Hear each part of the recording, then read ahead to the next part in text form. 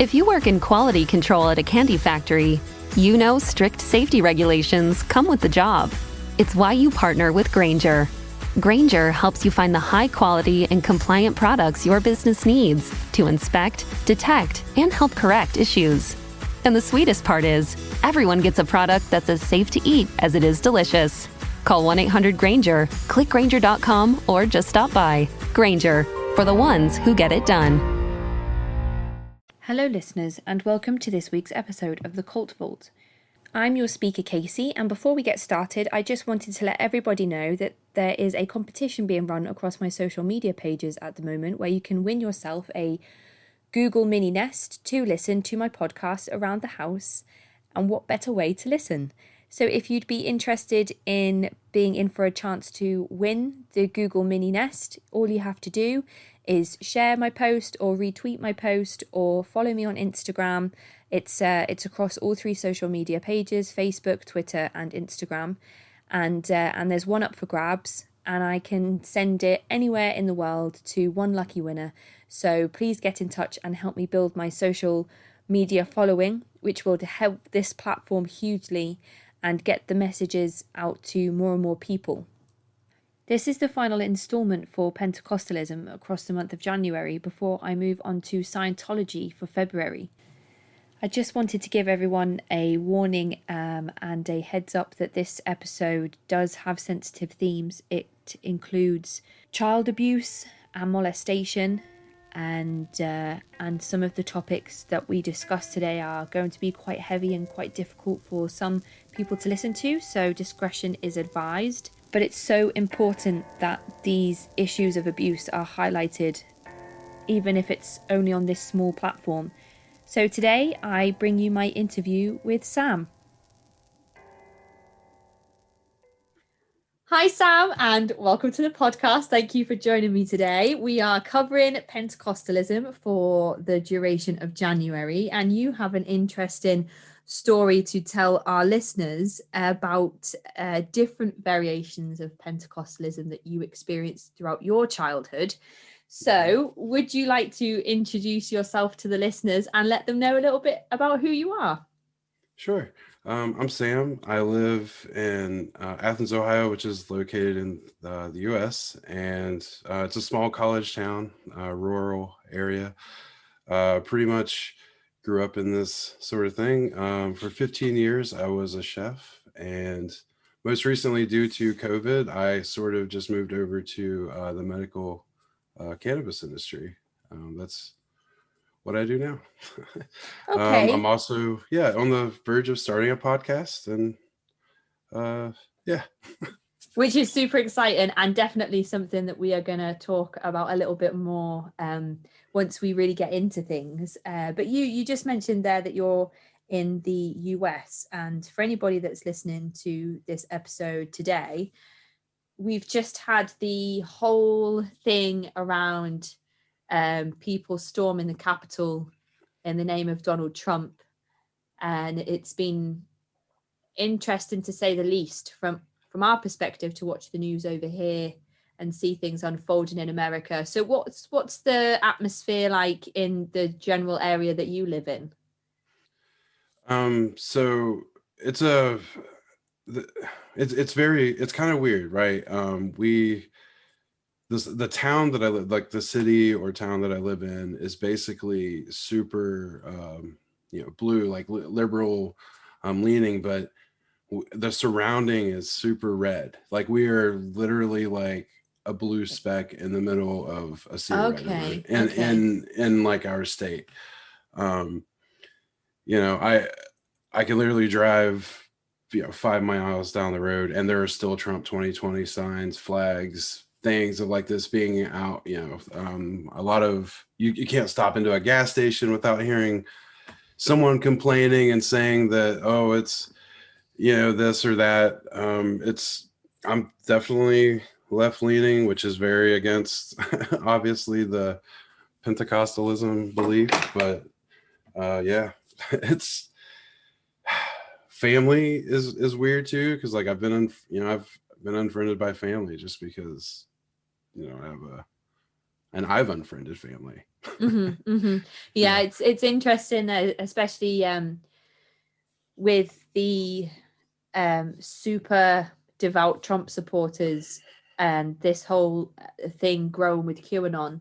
And you can go on the QAnon casualties subreddit, and there's just every day tens of stories of people who have had to stop contact with husbands or wives or mums and brothers, sisters, children, because they just can't seem to talk about anything other than Trump and how the election was stolen, and that Biden's a criminal, and we'll all see in 4 years' time, that he'll run the country into the ground. And it's interesting. It's interesting to watch and to read the stories, but also obviously very tragic at the same time, because we're going to talk a lot today about religious differences and spiritual differences, but obviously this is political differences. So I wonder if there's anybody in your community or neighborhood that actually went to these rallies, if they're very kind of red. I honestly don't know anyone personally, I like as far as within my community, but I know at least one artist who was like a musician. He was, that I followed, and sort of has this like voice of peace, love, harmony, sort of that more hippie, like played the hippie festival sort of thing. And was there and just blew everyone's mind. It's definitely, it's become an everyday conversation. It's tearing families apart because, if you try to have some sort of intellectual debate or something, it's attack after attack after attack. Like there's no, like, it's personal attacks. And a lot of times I feel like a lot of it stems from Christianity, like that far right movement of Christianity as well, because it's a very authoritarian sort of thing. And it's, if you're not doing it right, they're going to point out what you're doing wrong, and if you don't follow what they do, then they attack you, or it's narcissism. There's so much. It's so lots of, there seems to be very lots of judging and that mentality for sure. But they talk about separation of church and state, but it's like, okay, well, they think in their mind that separation, I'm sorry, but they think it's okay. Okay. They think that, the separation of church and state means that, like, well, we can't have the government telling us what to do. But like, no, like it's about not having a religion or like a church telling religion like what, or politics what to do. Like, you keep it out. You know what I mean? Like like, believe what you want to believe. Like, I'm okay with that, but like, don't try to attack me because or change my political views. Like, oh, it's like you're mad that you're being banned on Facebook and that your little app like Parler got like taken off, but yet you want to control what a woman does with her body. Like, come fuck on, dude. Like, it's very double standards, isn't it? It's very and the standards are way more relaxed for men than they are women. Even in that context. Like, that's just one example of it. You can see it in the Christianity. Like, absolutely, definitely. And it, a lot of what's coming over here through my echo chamber. So obviously listeners probably know by now that I'm also left leaning. And kind of, I'm more for the Labour Party and democracy than I am for right wing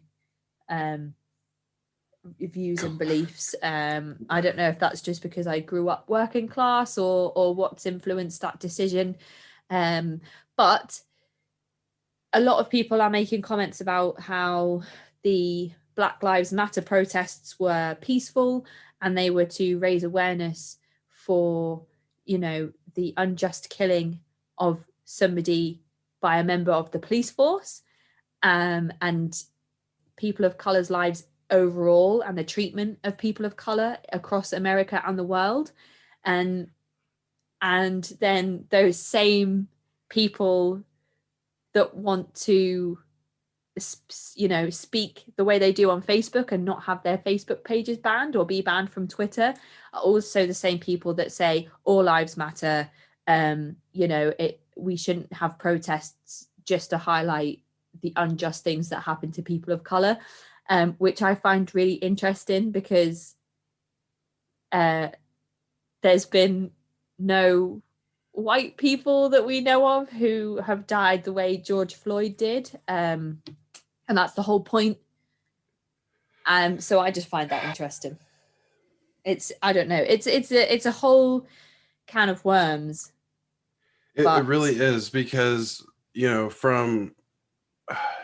you try to stay, you know, with critical thinking as much as possible, right? But when you're getting information from Facebook and you're getting information from social, you know, like these social media platforms such as Instagram and other things, you know, these things are algorithms, and a lot of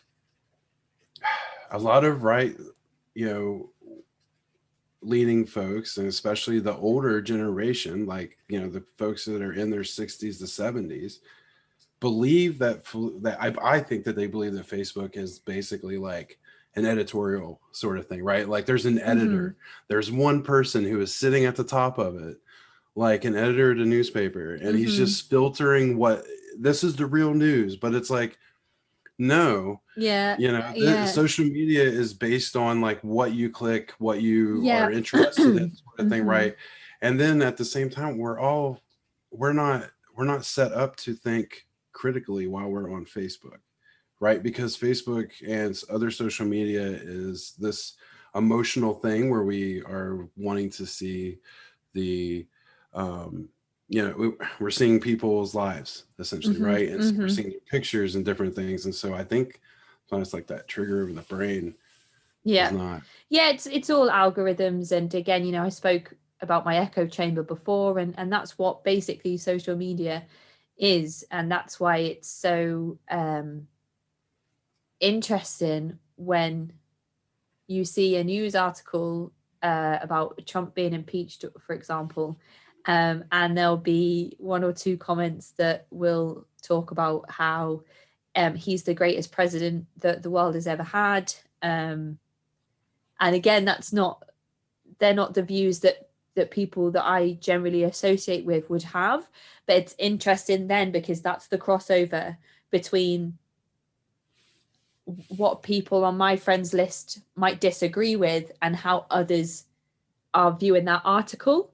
And that's the only time I really come across people that oppose left-wing articles or things that are just talking about the news in general. So it's really, I don't know, I just feel it's like a rabbit hole. It is, and it's been like that for years. It's been like that since, I don't know, like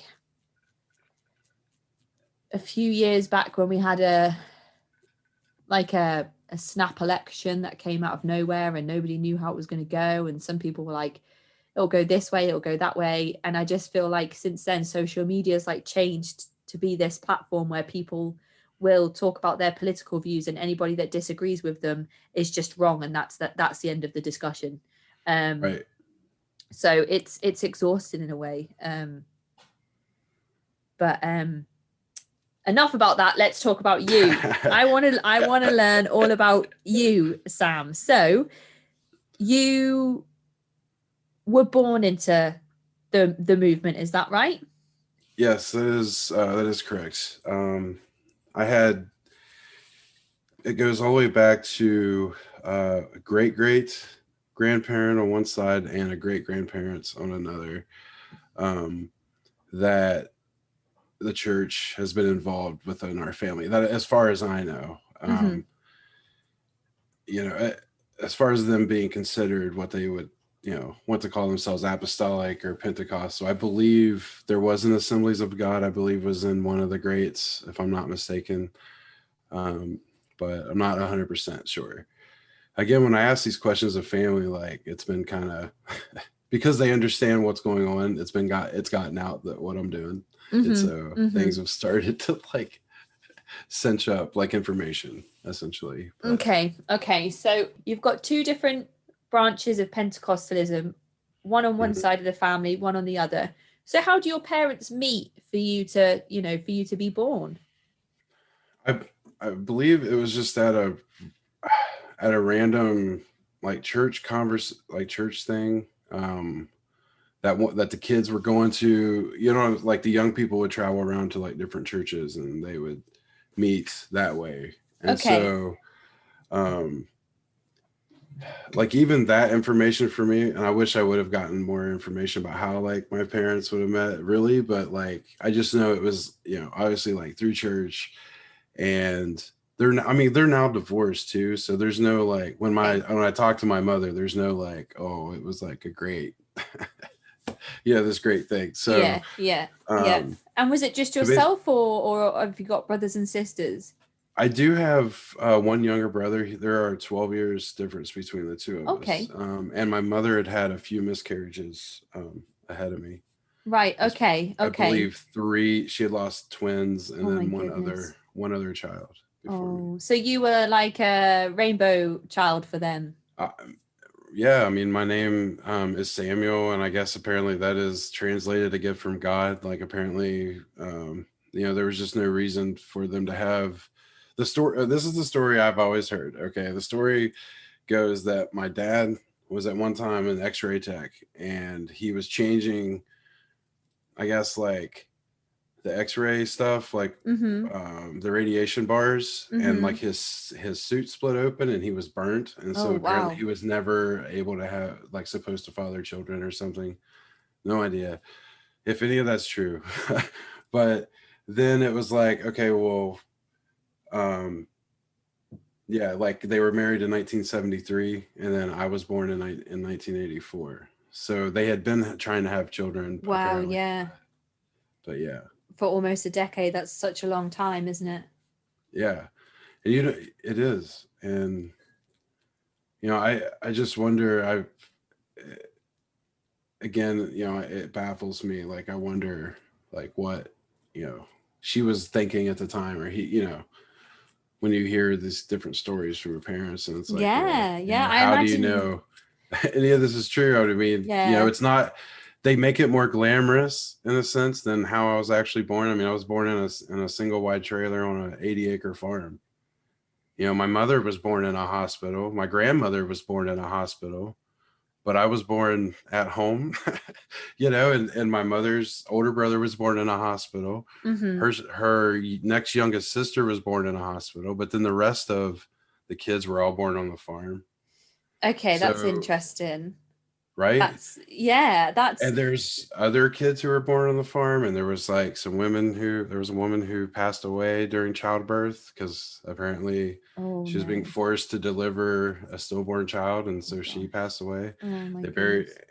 they were buried out on the farm for a long time, like the mother and the baby, and then finally like the family had the body like removed and Mm. put into like an actual like cemetery, but there are still I grabbed a couple of pictures last time I was out there, but there is still like gravesite out there. That Like is it's so so creepy. strange, isn't it? Yeah. And Hmm. the trauma for the parents to have to exhume the body and so there's an 80-acre farm, and am I right in thinking that this is the farm that belonged to your grandfather? Yes. And is that your mother's or Yeah, father's? this would be my mother's father. Your mother's Um, father, right? My father's father was across in another state, so in West Virginia. Okay, so you had more contact with your mother's side of the family and her faith than you did with your father's. At a very early age, yes. So from 84 to 93, we lived in Ohio. But then my grandmother on my dad's side passed away. And my grandfather on my dad's side was in a wheelchair, who was the pastor of the church over there. Um, so we moved to take care of him in a sense, I guess. Um, we lived over there for about 7 years. I mean, family, there was a bunch of drama the entire time we lived there. Um, within the church, outside the church, within the family, like it's that was crazy. So we lived, and then we moved back to Ohio because of, again, just drama. And so we moved back to Ohio, and then that was 2000. And so then that's when I had a lot of my later, like junior year, senior year of high school, um, was mainly into like, yeah, the apostolic side Right. again. Okay. Okay. So you mentioned in some of your writing to me that your grandfather, who had this 80-acre farm, he was a charismatic man who was also a preacher or pastor. Yeah, he was the pastor of a church. That the church was originally, the church was in the town where I live, which is called Athens, Ohio. So Mm-hmm. um, I think the church started around like, I believe it was in like 50, in the early 50s at some point. And then in the early 70s, they moved out to the farm. Okay, so Okay. all of the faith's operation in terms of your granddad's involvement was happening on the farm. Hmm. Yeah, And at this he had point a in time. vision of turning this farm into a community of some type. Yeah, there was legit a community. So um, basically, he had a church building, okay, and that was at the bottom of this hill. And then, so like in this little like valley sort of thing, because I mean, we're at the Appalachian foothills, so it's very rolling hills, right? So there's just Hmm. very many. I'm So just anyway, we're at the bottom of this, thinking of Fallout now, just picturing it right? from Oh yeah, it's very good. So where, there's the church building, and then the main entrance of the church building is like, say you're facing it, and then to the right of this is another building. Mhm. That was a school, that was the Christian school. And then to the left of this building, of the church building, was this, they called it, we always growing up called it the tabernacle. And this is where they would have like church services like outside. So like my grandfather would also host these like youth camps, and so like church summer camp sort of things. And so Oh my goodness, hang yeah. on, hang on. Somebody messaged me this morning on Reddit and said, "Can you, this is weird. Can you look into the Faith Tabernacle in Junction City in Kansas?" I don't know if that has any link, but that was just weird that somebody would have messaged me that this morning. Where is Kansas in relation to you? Is that like anywhere near where you are? Kansas is a few states away. That's Right, okay. probably, I would say, about a 8 to 10 hour trip, maybe, Yeah, so and it's probably by just car. a religious buzzword of some type then. Okay, okay. Yeah, Continue. So you've got the church, the school, the right, tabernacle. right. And then behind the tabernacle, like further down the little hill or whatever, is like like a few of these little cottage sort of buildings. And these would be like where my grandfather would have like some of the churches, some of the preachers stay. In the bottom of the actual church sanctuary, there was a basement, and there was a bunch of rooms aligned in there as well. Um, and so like preachers would come and stay inside these like little rooms. Um, any of the off time of like normal, like when there wasn't like special services or the church camp going on, there was actually a guy, like couple people he allowed to like live there and stuff. So, Mm-hmm. and there was also like where we lived on the property as well. Like there was the home that I lived in, and then there next door was like this other home. Well, they were trailers, like little caravan trailers, I guess, right? So like single wide trailers is what we lived in. Yeah. And so next to these trailers there was like this other building, and like the name of it was called the old folks home. Like that's just how I grew up. No, it never became a finished project, but it was originally supposed to be another building to where, like, if there were old people who people's parents, like the idea or the vision, I should say, would be a place for older people to have so that they wouldn't be just like thrown out on the street or miscared for. Right. So, Okay. I believe a lot of, and I want to like preface all this, like whatever I say about my grandfather, like I believe at some instance, like he had like a giving spirit, or like they called Okay. it, right? Like he was very kind spirited. Right. He was very generous, but like that, with that generosity, what I've learned, like, came a price, right? Which is like, if I do this for you, Yeah, of course. then Yeah. you have to go and you have Yeah. to like put an hour in mowing the church hill, like yard in the church, whatever, right? Like it was always like, whatever I have this to give, but you have to work for it, Okay. or you Yeah. have to like give back in some way, Right. which in a sense isn't a terrible, in some perspectives, right? Like, isn't a terrible life. Like, if I live here for free, I can, and if I work and I take care of things, I can live here for free, Yeah. or sort of thing. So Yeah. yeah, I don't know. It's always dependent on the types of things that are being asked of you, though, and if those things change in nature, which is something Right. that I was going to mention next. So your grandfather has this 80-acre farm, and he obviously has a vision for this farm. It sounds at some point like he's almost running almost like a monastery or a nunnery. And I know you mentioned that it was preachers that would come and stay, not monks and nuns. But it's weird that specifically it would be that caliber of person that he would have come and stay on the property. Um, and do you think that they moved to the farm in the 70s, and then you're born in the 80s? So do you think that there's like a decade there of almost like progression in your grandfather's devotion to his faith, where his mentality changes to the point where he's thinking all the women must have the children on the farm, on the property, by the time it's time for your mum to go into labor with you? Yeah, it's a very like when I talked to my mom and I realized that happened with her, the hospital versus being born in the farm sort of thing. That's It was the first time that ever clicked.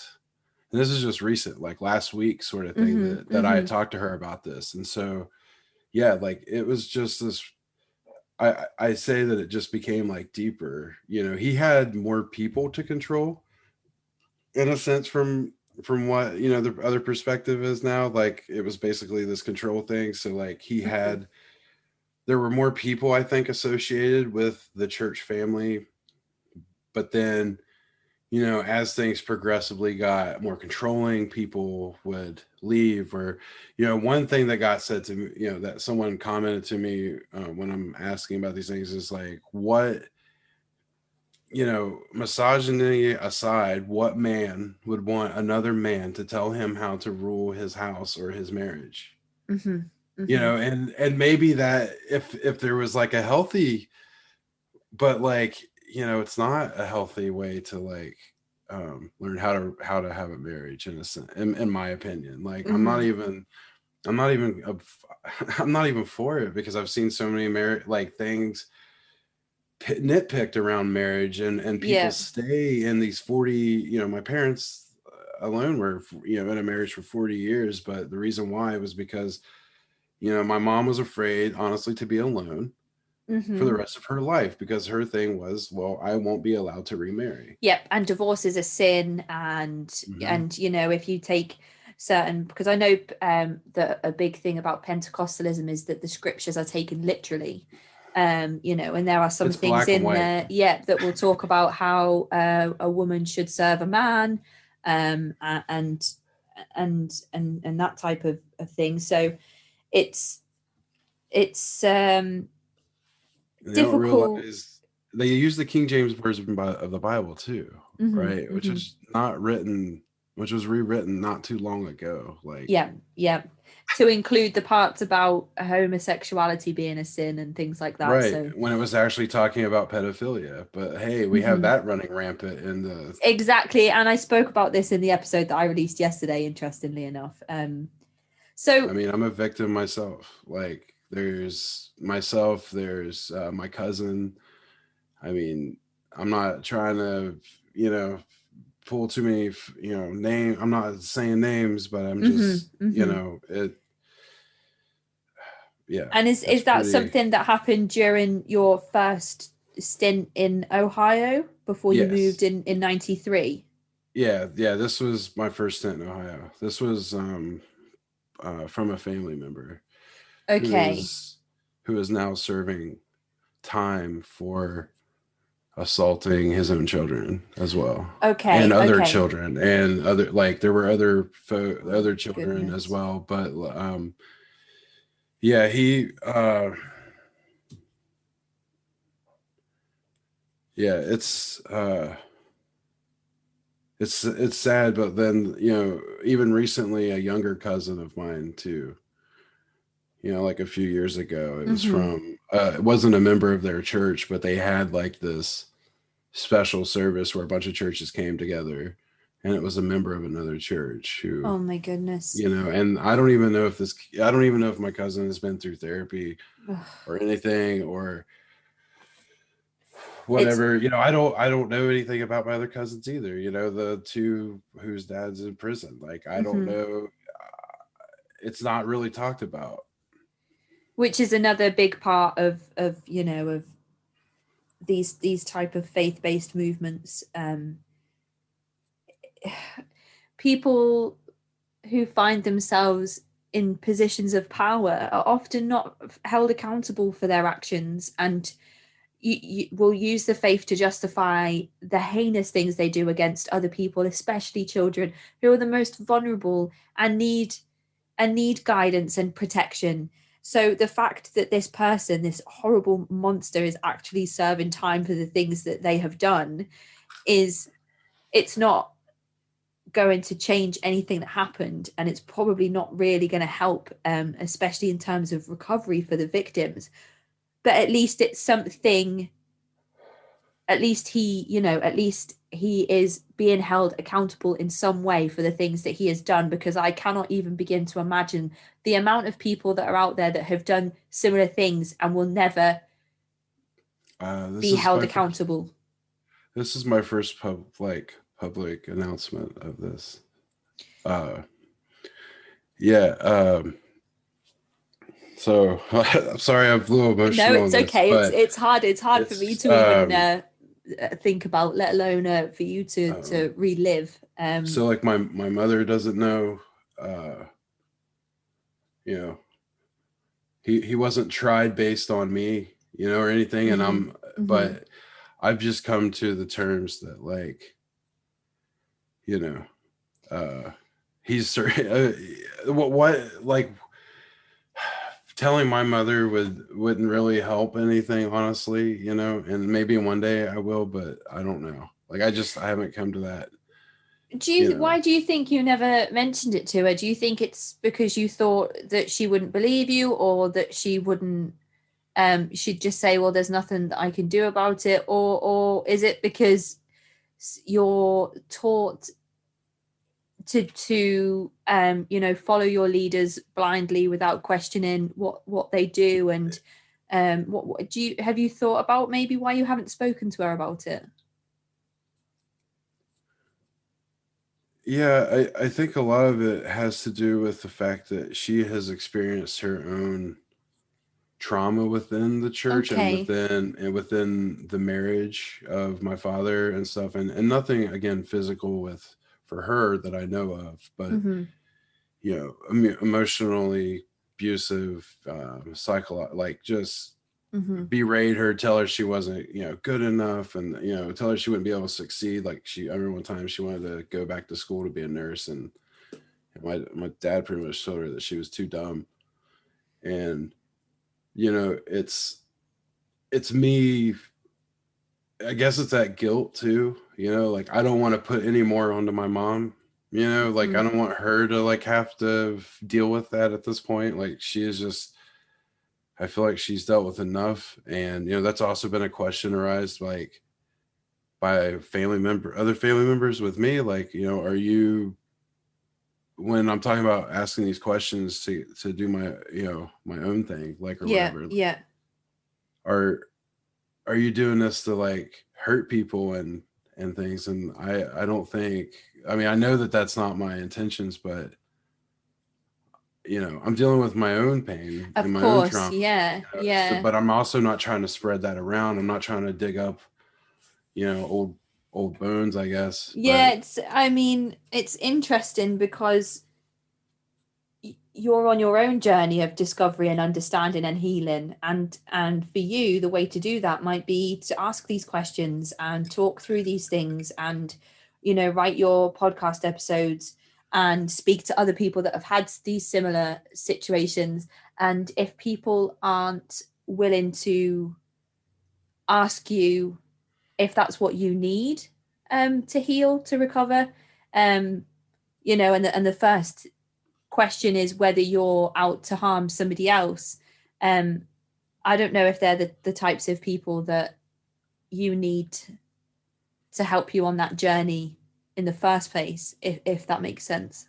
oh, yeah, I mean, it makes total sense. Mm-hmm. And Mm-hmm. I've pretty much, these are folks that I've had to just, you just figure out that are toxic, and whether they're family or not, like you have to take care of yourself. Mm-hmm. You have Mm-hmm. to, you Have have to do what's you? best for your own mental Yeah, you state. absolutely do. And have you sought out any therapy or professional help with all of the stuff that's happened? Yeah, in cons- I've been to therapy like on a consistent basis now for the past 2.5 years. Okay. And do you think Um, that's helped? oh, tremendously, tremendously. And the guy that I see, he's oh man, he's the type of counselor who deals with like your environment, as Okay. opposed to like more or less like your mental like state, right? Like you know he could treat you if you have bipolar, but like I don't have bipolar, but I have I've been diagnosed with anxiety, depression, and PTSD. Mm-hmm. Mm-hmm. And so these can be chemical imbalances, but also for me, I've just had to realize that like also a big part of it has been my environment. Mm-hmm. And obviously the environment that I grew up in, and the environment that I still surrounded myself in, with the same type of people who all I did was try to achieve this like acceptance, Mm-hmm. because maybe they were I don't know, maybe they had, whatever it was, like just always trying to feel accepted within a community or accepted within somebody, because you're told your entire life that like the world won't accept you because you'll always be a child of God, or once you've been in the church, like that you won't ever succeed without God, and like all these things are told to you, and it's like Yeah. I've struggled with that. Like I've owned a business, and the business failed as a result to a water catastrophe in West Virginia. Like that's when I was living there as an adult. But like I attributed a lot of that to because I didn't have God in my side or Yeah. whatever, right? Yeah. Like I mean, and that was 2016. Yeah, I so do remember speaking to I did an interview very early on in the podcast with a two people called Amelia and David, and they were both from different I remember branches that of, episode. yeah, they're both from different branches of Pentecostalism, and you might remember both of them having a little bit of rapport over um when there would be like a crash of thunder outside, and Amelia talked about how she would start panicking because she thought that The that rapture. hell was gonna, the ground was gonna open up and swallow her, and she genuinely was so fearful that that was going to happen. And still to this day she says some things will happen where she's like, oh no, here it comes, it's happening, here it comes. So Like, you just mentioned uh, about 2016 and still thinking that that was because you didn't have God by your side, but you grew up on this farm with this man who was very charismatic, had a vision for his farm to become its own commune, and by the sounds of it, from what you described, almost succeeded in that vision as well. Had the different properties and buildings, and almost made it with the school being there a self-sealed environment where he was at the top of the hierarchy. hmm I mean, did you attend that school? So you were homeschooled? no, that's that was one of the other things that I wondered was why wasn't I homeschooled? Because I started out public school. I went to K through 12. I've always gone to public school, and my mom, she not only like she went to public school for her first few years, but it was her senior year, and she was the first senior to graduate from the Christian school. Okay, interesting. From Mhm. the Christian school on the farm. Right, and so she was in public school up until her 11th grade year, and then Hmm. she was pulled, and she was the first, yeah, Interesting. That first. sounds like it was almost by design. Oh, it was done by godly design. That's why. Hmm. That is really interesting. So did you? I mean, you might think differently about it now, but I mean, you spoke about striving for this acceptance, for the duration of your childhood. Um, so did you see attending public school as something that was stopping you from being fully accepted in that community because you weren't part of the school that was on the farm? Yes. My mother, of course, had 10 years, so it was 28 when she had me. Mm. So, around this time a year, I've always believed that women are, sometimes they can, um, what's the word, like mature faster and maybe come Hmm. to like some realization faster than men. So like, Yeah. I think at this point that my mom was like, well, if I have a kid, because she felt inadequate about her education, Okay. I Yeah. believe, Yeah.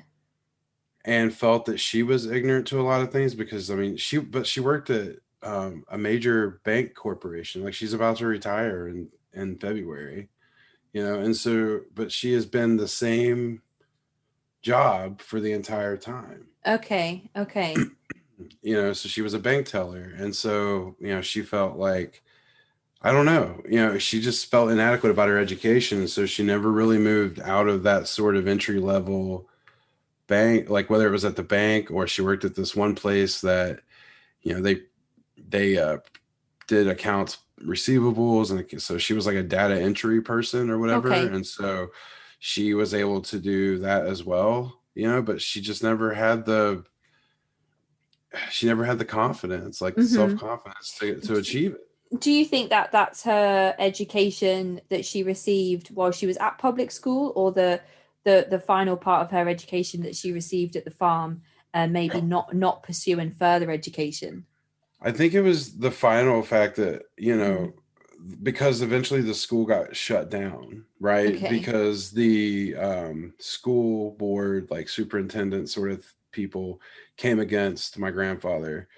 When it was like there was like, things of abuse, these sorts of things were coming out, not being able to pass certain standardized tests. Hmm. Folks weren't being able to, um, like essentially, like if a kid left the Christian school and went to public school, they were almost like 2 years behind in a Right. sense. Hmm. Hmm. Right. And so she saw that. And so with all that closed down, like, yeah, when I was a child, like super young, the school was still like going on, but she just never sent me there. Okay, Like, so at the time you're probably thinking, why won't you let me go to the, to that place? But she was thinking of doing you a favor by yeah. taking you to public school. I believe so. Yeah. And I suppose now, do you feel like some of your not resistance to the faith, but withdrawal from the faith comes from the experiences that you had at public school that were outside of that self-sealing system? I think so, because I never, because I had to dress differently. I was never accepted in, within that either. Like, don't get me wrong, like as I got older, because I figured out a way to sort of manipulate the clothing in a sense too, right? Mm-hmm. Because also, as the time that I was in like middle school and like the early parts of high school, we were living in West Virginia where the rules for dress and the rules for different things were a little bit less strict. Okay. Right. And so, I don't know. It was just kids made fun of, not only the weight, because I mean, I was also like a fat kid, but like, yeah, like they still made fun of like the way I dressed, because I would wear long sleeves out in the summertime, long pants in the summertime. If we would go swimming with some of the kids and go swim at the creek, like we would have on long clothes, like you know what I'm saying? Like you'd come up from underneath the water with a t-shirt over your head, you can't breathe. Like, yeah, especially like claustrophobic, or whatever. Like, it's like, it's terrible. But it's for modesty's sake. Oh, exactly. It's for modesty's sake. It's like not for safety. Kids are evil anyway, because a lot of the time they're gonna pick on children for any sort of difference that they can find, and a lot of the time kids will make fun of things that they don't understand. So when they're all wearing shorts and you're wearing long pants, that's something that's easily identifiable for a child as obviously different.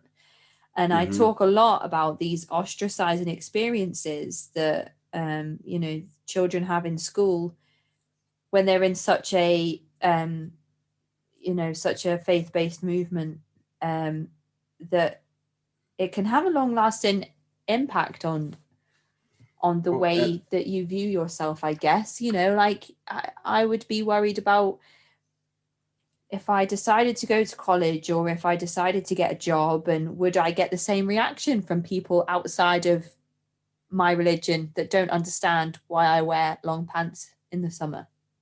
Right. And I mean, I have cousins, I have a cousin who's a nurse, and, a couple other women are, different things, and they have to be allowed to wear their dresses, I mean, but it's not like they're out working in a meat packing plant or, something where, they're not working a fry station, where their legs could get easily burnt, or, I'm not seeing that, but I mean, I'm seeing, they're also just more to most of the time led to do jobs that are like behind at a bank, or secretarial, or I've seen a lot of that, like within I believe one of the ladies in our church, she converted from Jehovah's Witness, and she was a teacher. She was a cook, like a school cook.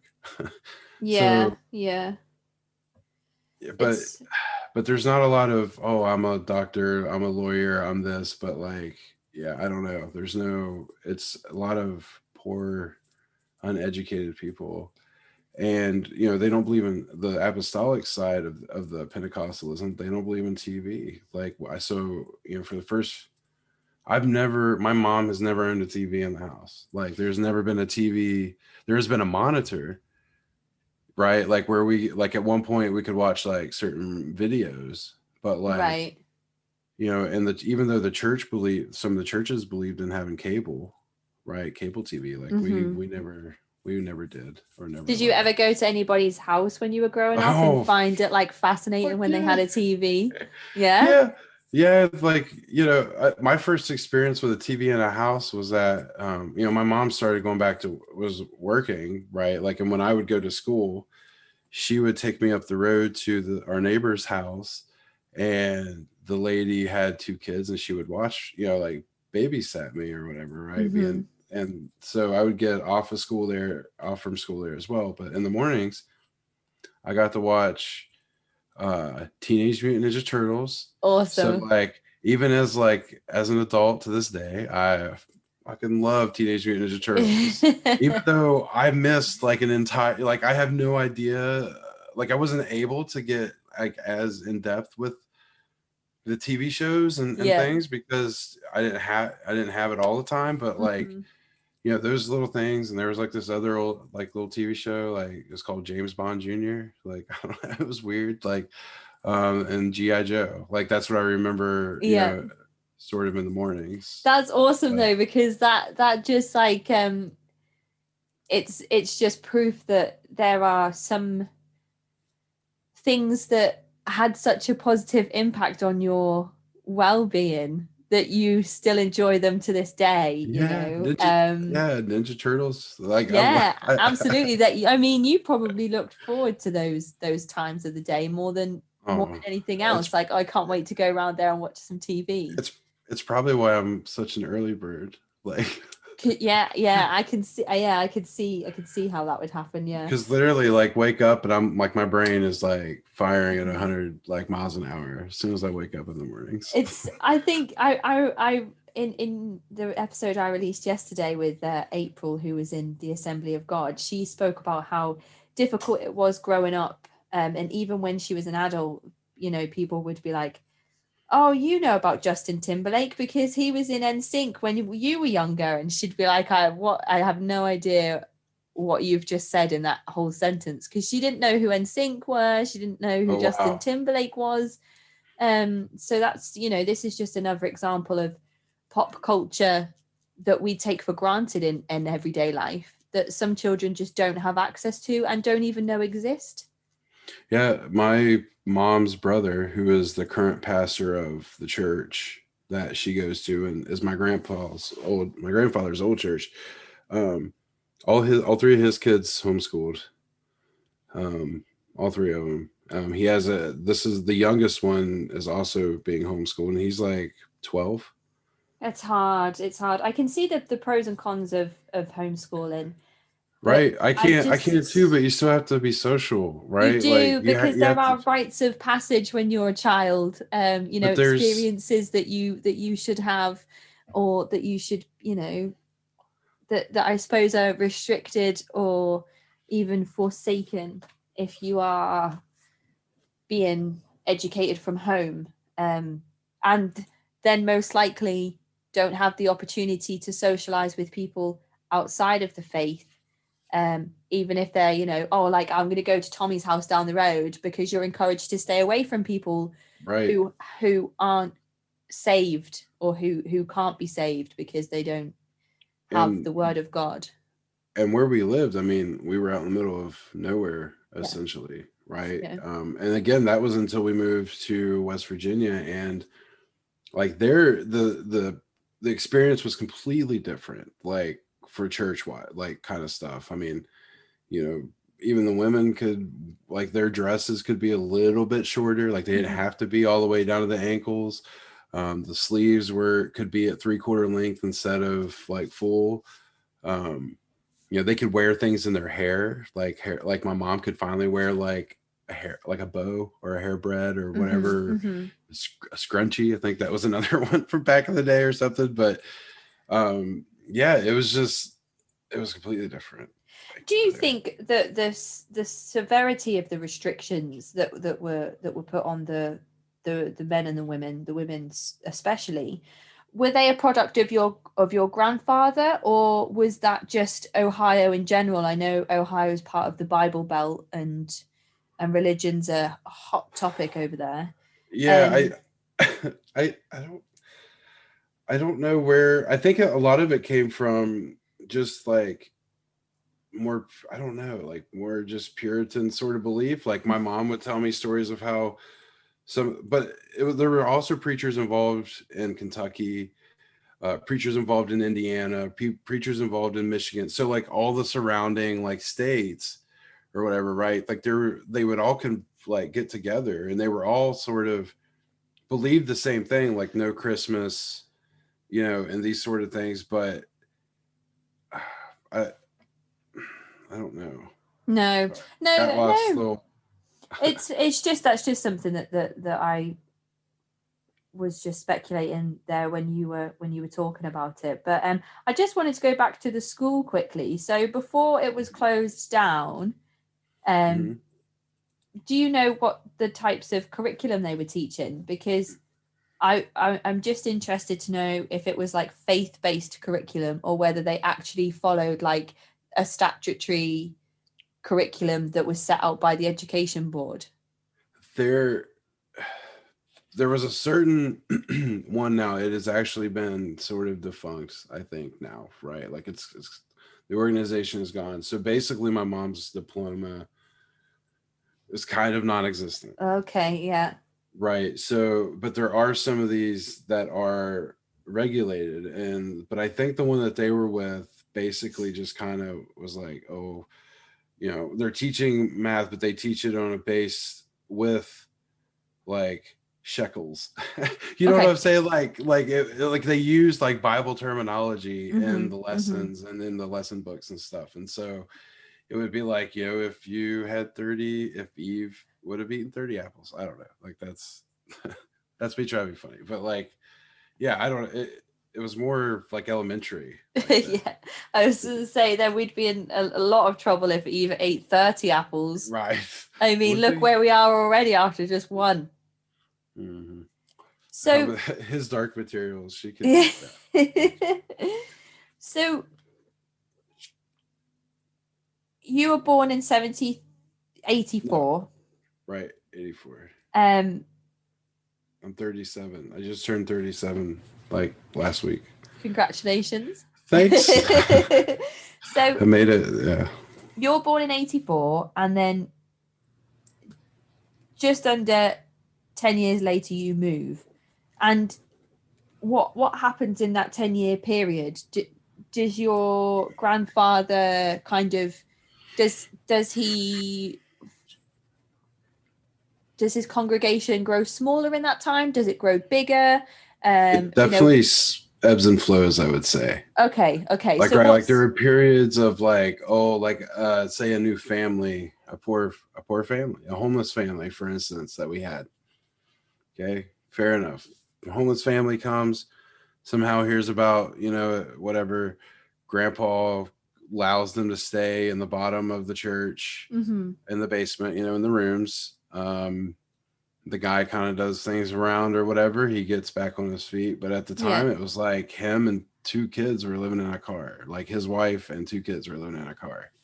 Like a Pinto. It was a Ford Pinto, I remember. So it sounds like what you mentioned before. Like he seems like a very generous person who's just trying to, bring around positive change for people that might have.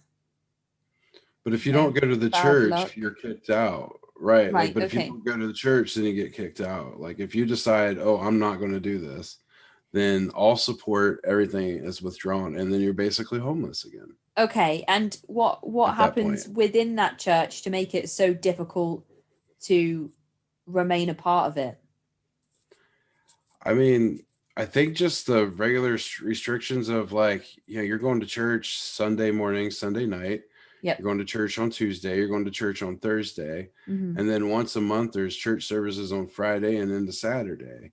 Okay. And so there's just so much church, but then it's like, well, all these other things that are supposed to be a sin, right? That you're supposed to abstain from. Mm-hmm. Basically, I mean, what happens to young people when they leave the church for the first time? I mean, a lot of us go crazy. A lot of it, mm-hmm. As you would call it, like we try to, we drink.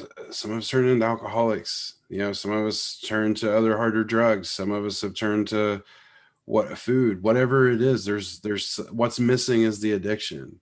Mm-hmm. There's not like what's missing isn't God. What's missing is that addiction, in my opinion, right? And so I feel like, like that just, I don't know. I get lost in my own ramblings sometimes. No, that does make sense though. I suppose like if you're so routine based as well, and then all of a sudden that routine's not there, it's almost like, well, what do I do now to fill my time? Like there's nothing here to kind of keep me not in check, so to speak.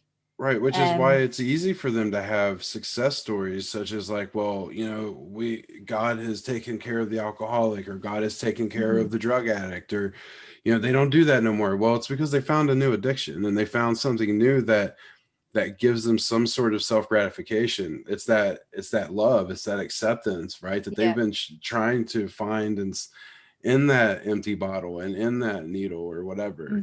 And so then they are able to focus on on something else. And I feel a lot of recovery houses and things for rehabs, it's set up that same exact way for you to like follow this like Christian moral thing or whatever. I suppose as well it's a way for some people to escape some of the experiences they've had, like you mentioned with the family member who is serving time in prison. Some people who have this type of abuse inflicted on them, who don't have access to therapy or don't think to seek out professional help, will turn to other ways to manage, to cope, because I imagine that it must be unbearable. I mean, I've been I checked in 2007 I checked myself into a rehab mental health hospital, because I was having such terrible nightmares about, I had moved across the country, had left my family, everything that I knew behind, my best friend who I had grown up with in church. And even after I had left church, he allowed me to be in his wedding, which was his dad's super cool because his dad's a pastor too, right? But it was super awesome. I was able to be like the best man in his wedding. Like, that's awesome. Because I know there's like, a lot of they shunning. made me shave. They made me shave though. I couldn't have my beard. That was like the one stipulation, was I had to shave in order to in order to be allowed on the pulpit. So like, but he, at the age of 20, we were 23, and he had passed away at the age of 23 unexpectedly, right? Oh, no. And so, that was probably the breaking point for me of actually thinking that there was no God, or at least having that thought. And I'm even at this point, I'm not like saying there isn't, because I don't know, but like, it was like around that time that I started feeling my severance really coming on, and I went through losing him, and literally already had planned to move. And so I had moved a week later and had found myself drinking way too much, all the drugs, cocaine, substances, all sorts. So found myself in a rehab mental hospital, and then I came back and got sucked right back into church because they used all that against me with the guilt and losing my friend and all this stuff. And even his mother, I had seen his mom once, and she had mentioned, because she was a pastor's wife too, right? Like, but she had mentioned some sort of biblical thing to me, and which pulled at my heartstrings, so like I went back in. And yeah, it's difficult as well, because when you talk about people using these experiences against you, a lot of the time the end goal that person will have in saying those things to you is pure, like they are worried for your soul. They're worried, they genuinely want you to come back to the church because they're worried about what will happen to you. But it's the methodology that's used, and the negative thought impact that is put onto you, then the guilt, and the shaming, and it's almost like you're not going back to the church because you feel loved and welcomed, and you miss these people, and you have a yearning to be around these people. It's almost like you're going back there because you feel like you're damned either way. So and you're at your lowest, and you're at a point in your life where you're just like, fuck, like what's I'm 23 years old, like expected to have like a long life with this kid, and then now Yeah, I'm absolutely. seeing him in my nightmares. I'm seeing God. I'm feeling the rapture, because it's Hmm. like, oh well, now he's going to go to heaven, and like if I want to see him, because like we long for this afterlife, and it's like Hmm. if I want to go to heaven to see this kid, then again, like my best friend, who I mean I'll just shout was in love with, like Hmm. I've even come to that point in my life where I can accept that I loved him. Like he wasn't Hmm. just my best, like deeply loved him. And yeah, you want to be like, well, I want to see him again one day. And Absolutely. Yeah, so of then course.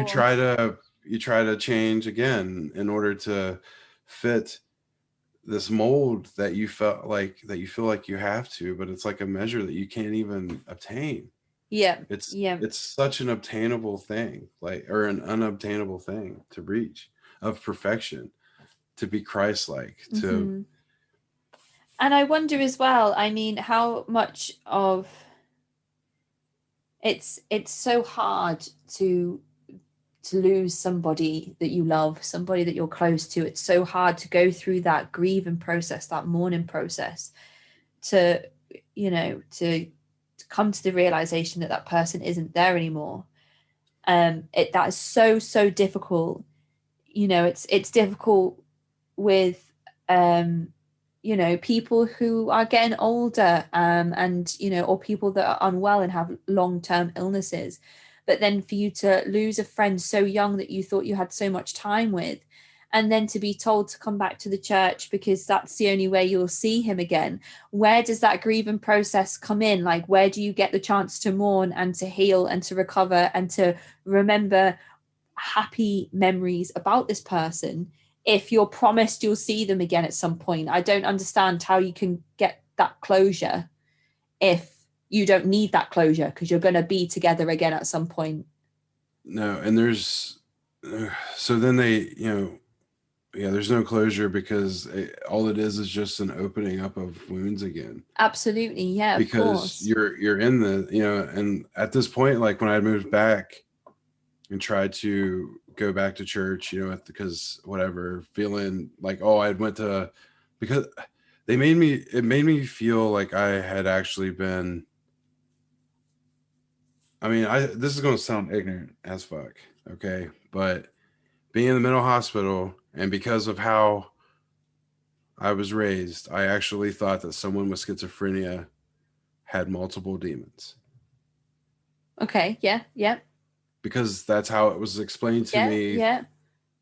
when I call, because of course I'm calling my mom, I'm calling my pastor, who was my uncle at the time, or still my uncle, but I'm saying, like, he was my pastor, so I'm calling him, and they're telling me these things, and so I get on the flight back, and so then I'm like, okay, like I kind of abstained away from a little bit. I tried to fight it, but then I actually Hmm. ended up going to church, and I got down to kneel and pray, and they like tried to like cast like demons out of me and stuff.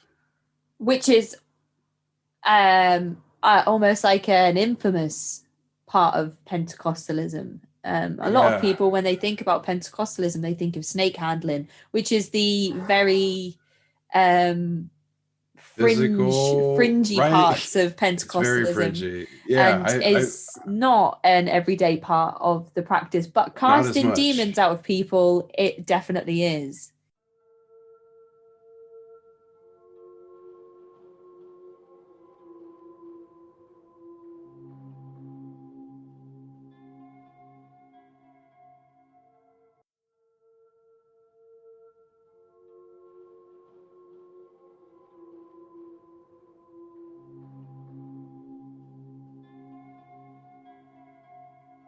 Yes, I mean the yeah, the snake handling is definitely a fringe, and I had experienced the church but without the snakes, Hmm. right? But like I had been to a church that was a handling church with what my other grandfather, who was in West Virginia. Oh, you But did go to a snake handling church? yeah, yeah, there, so when we went in, like this is the I mean, I was very young. I think I was like around like 8 or 9, something like that, maybe 10. Um so we go into this church, and there are pictures on the wall, and so you're just like, Okay, because like I've been to other churches where you go into the church and there's like a picture of the pastor and his wife or something, right? Okay, yep, But yep. then there's like just a picture of one person, picture of one person, picture of one person, picture of one person, picture of one person, What, all and the you're just same like, person? no, just different people. And so you question like, hey Papa, like what are these pictures? And he's like, oh, those are people who took up like the serpent, like these are like in memorial of Oh like, no, snake handlers who have died. yeah. Oh my goodness. Oh my goodness. Yeah, so How many it's, pictures were there? if I remember correctly, there was at least like 7 to 8, like something like that. And I also don't know if my grandpa, like, now, these could have been, who knows, these could have been just people, and these could have been random people, but Yeah. but you know what I'm saying, but like these could have just been random people who had died, but like there was no couples or like in memoriam of like this old couple, but it was just like different variations, but there was obviously like no kids. I mean, the kids Mm. weren't, like, I don't think ever a part of that sort of thing, but it was more or less That's like, so strange. yeah. Because then But there's that more mortality aspect that comes into it. How can you justify snake handling because God is with you and if God will protect well, you, and then your picture is up on the wall? well, you weren't right with the Lord. Yeah, well, yeah, you'd be worried if you were the next person brought in for the job, I think. I'd be Right, thinking like, about like God, that skirt I wore one summer that was a bit too short, and I don't think right? I want to be the snake handler. Like, God forbid you looked over at Betty there, who was showing an ankle, Yeah, like, exactly. Yeah. Oh my goodness. So when you were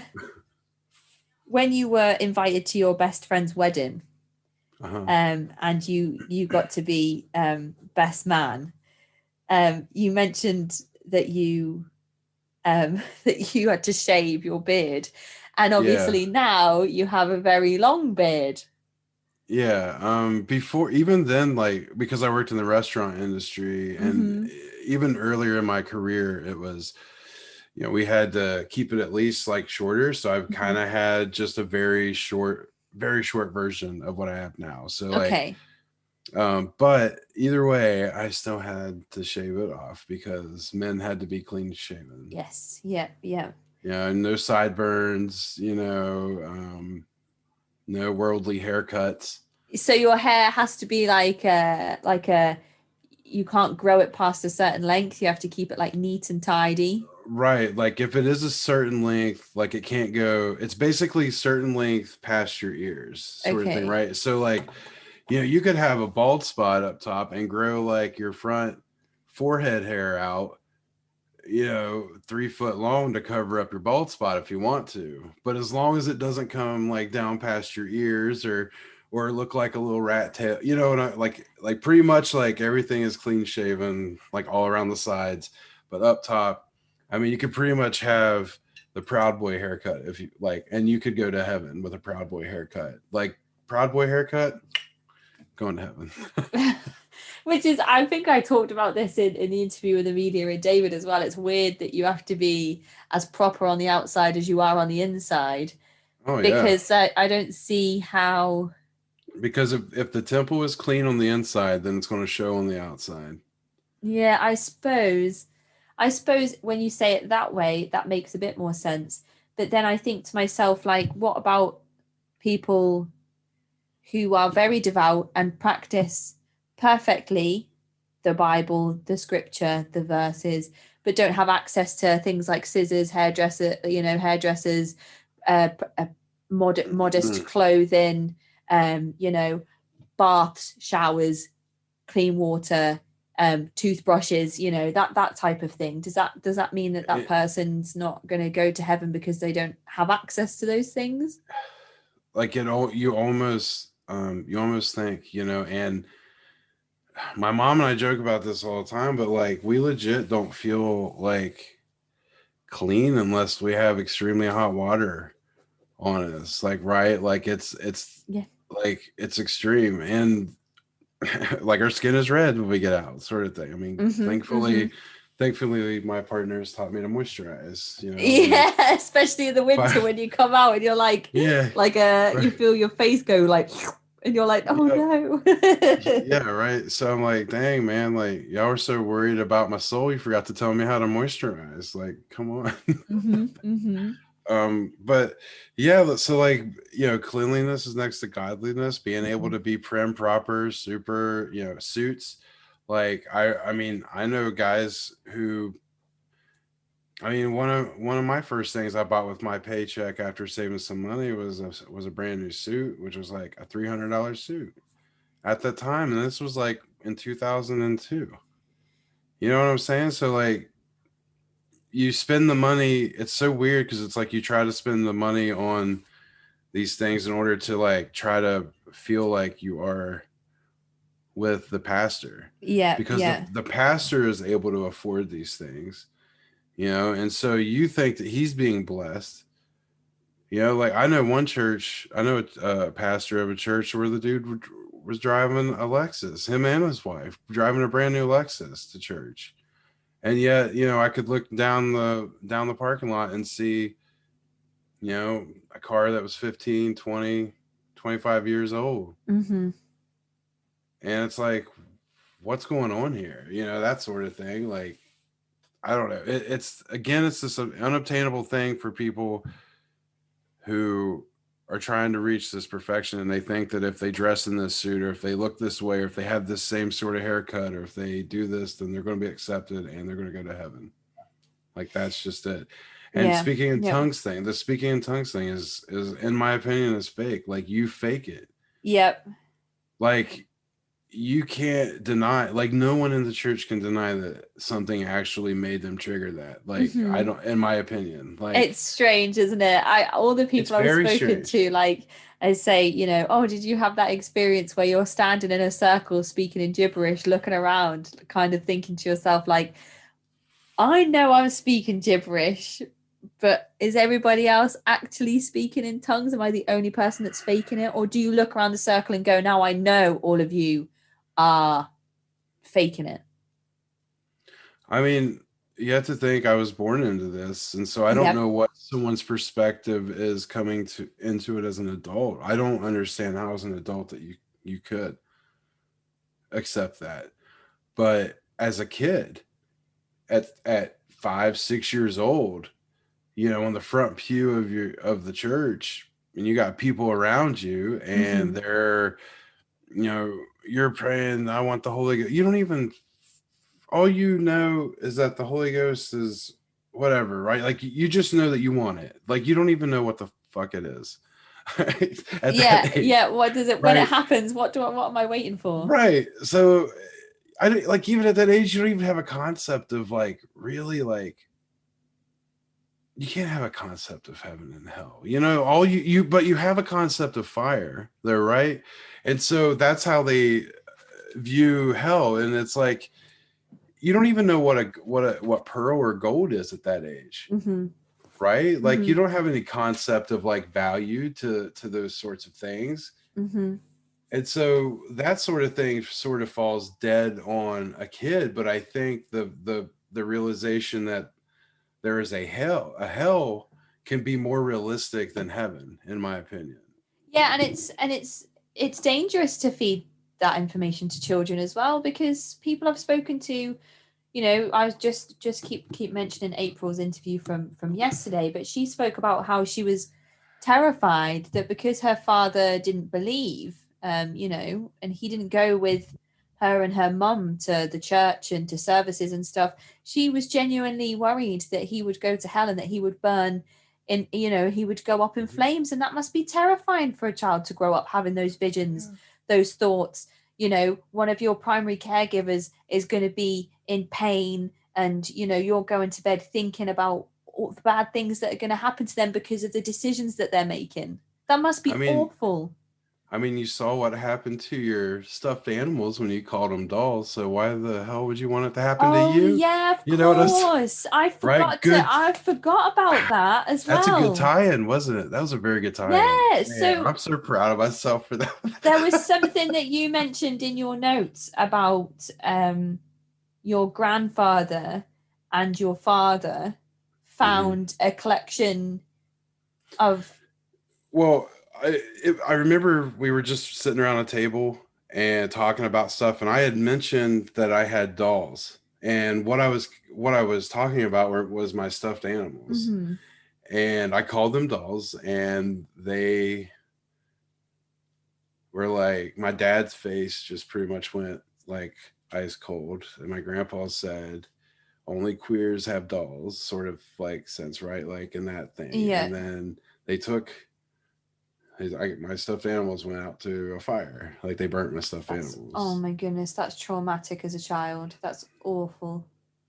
So yeah, and I mean, you don't want that to like so when they relate heaven to hell, or and heaven and hell, and it's like, well, if you don't have the Holy Ghost, you're gonna go to hell and you're gonna burn up in a lake of fire, Oh, of sort of thing. course. And you've seen You that know, happen to and, your teddies. and you're just like, what the fuck is going on? Oh, that's yeah, and I suppose they're probably not even I don't think they stood there and thought to themselves, let's burn his teddy so that when we talk about fire in hell, that's what he'll associate it with. But No. of course, as a child, that's what's going to happen.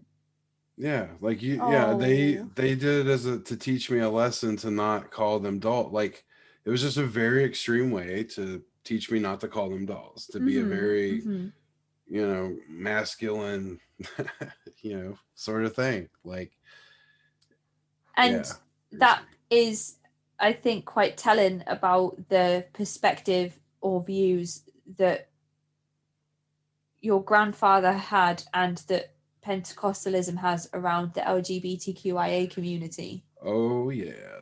There's I mean, there was a story that I actually was just told I'm allowed to share most recently, but like in the 70s when this church thing was going on, like at the school, like there was a kid who would run away, Mm-hmm. and they would like he would go hide on this like a strip mine, Mm-hmm. and so they would like send out hunting parties to go find this kid out in the woods and in this mine, or this old abandoned mine, shut down mine or whatever, and uh bring like basically beat him, bring him back, try to rebuke the devil out of him, rebuke, Mm-hmm. Mm-hmm. the homosexual spirit out of him, and stuff. And it's And it's very. he ran away because of his sexual orientation. And he was a very small kid. He was Oh. like around the ages of like I think he said it was the seventh grade was around the time that he Oh. was in. So it was like sixth, seventh grade. So he was like, like 10 to 13. That's That all so this sad was all because that's like happening. the cusp of children becoming teenagers and learning about themselves and listening to their hormones and listening to their bodies and trying to understand all the changes that they're already going through, and then to have these abusive experiences where these people that are supposed to love you and nurture you would come and harm you and then drag you back to a place where they will then tell And I you that mean, everything you think and feel is wrong. I it breaks my heart. Yeah, it's And with horrible. folks that I have talked with, they try to use. I don't even want to say it's an excuse, because I mean it's honestly just pretty much truth, but it's just the day and age and the time of and the location. Just being so rural and being Mm-hmm. so far behind like society, and when you are basically cutting yourself off from the Yeah, outside world and from accepting new ideas. I mean, when yeah. you become scared of change and scared of things, like this is what happens. People buckle down and try to assert themselves as some Mm-hmm. guiding light by being an authoritative figure. And do you think that the mentality around it has changed at all in that specific area? Like, no, I mean, it's the abuse isn't the physical abuse isn't as loud as much. I wouldn't say like, my brother being 12 years younger than me has, I know that he had been whipped and things, but like, in the church services, like we might get like slapped up against the arm or something like that, like to make a point, or, if we're not paying attention, but it's very different physical. It's more, I think now it's more mental. It's more psychological than it is with the physical stuff, because so many people have been like, well, I'm not going to get beat over the head like for this, like this is crazy. But if you can have a preacher who takes who is a corrections officer and who takes counseling courses at a college and learns how to use but in his mind, using psychology and the Bible together, to me, that's like, he's thinking maybe he's still helping, but from that outside perspective, it's like, how can you, like, even as a pastor, not see if you take these sort of classes, if you are taking these classes, how do you not see the damage that when you're being taught, when you're being taught what different abuse looks like and the impact that can have on people. But abuse is abuse at the end of the day, whether it's sexual, physical, verbal, neglect. You can't downplay either of them. There's no place for people to say, oh, well, they're only being shouted at, they're not being struck, because those two actions, whether it's being shouted at or being struck, can have the same impact on a person. So the emotional manipulation and the emotional abuse that is inflicted on people in so many of these faith-based movements can't be downplayed by anybody. And a lot of the time, that's why people have to seek professional help when they leave these movements, because you almost have to rewire to get past all of the damage. I just think about all these people that I speak to on a daily or weekly basis, and people that come and share their stories. And I think this is just the tip of the iceberg for the amount of people that this is happening to or has happened to. It's devastating. It's really heartbreaking.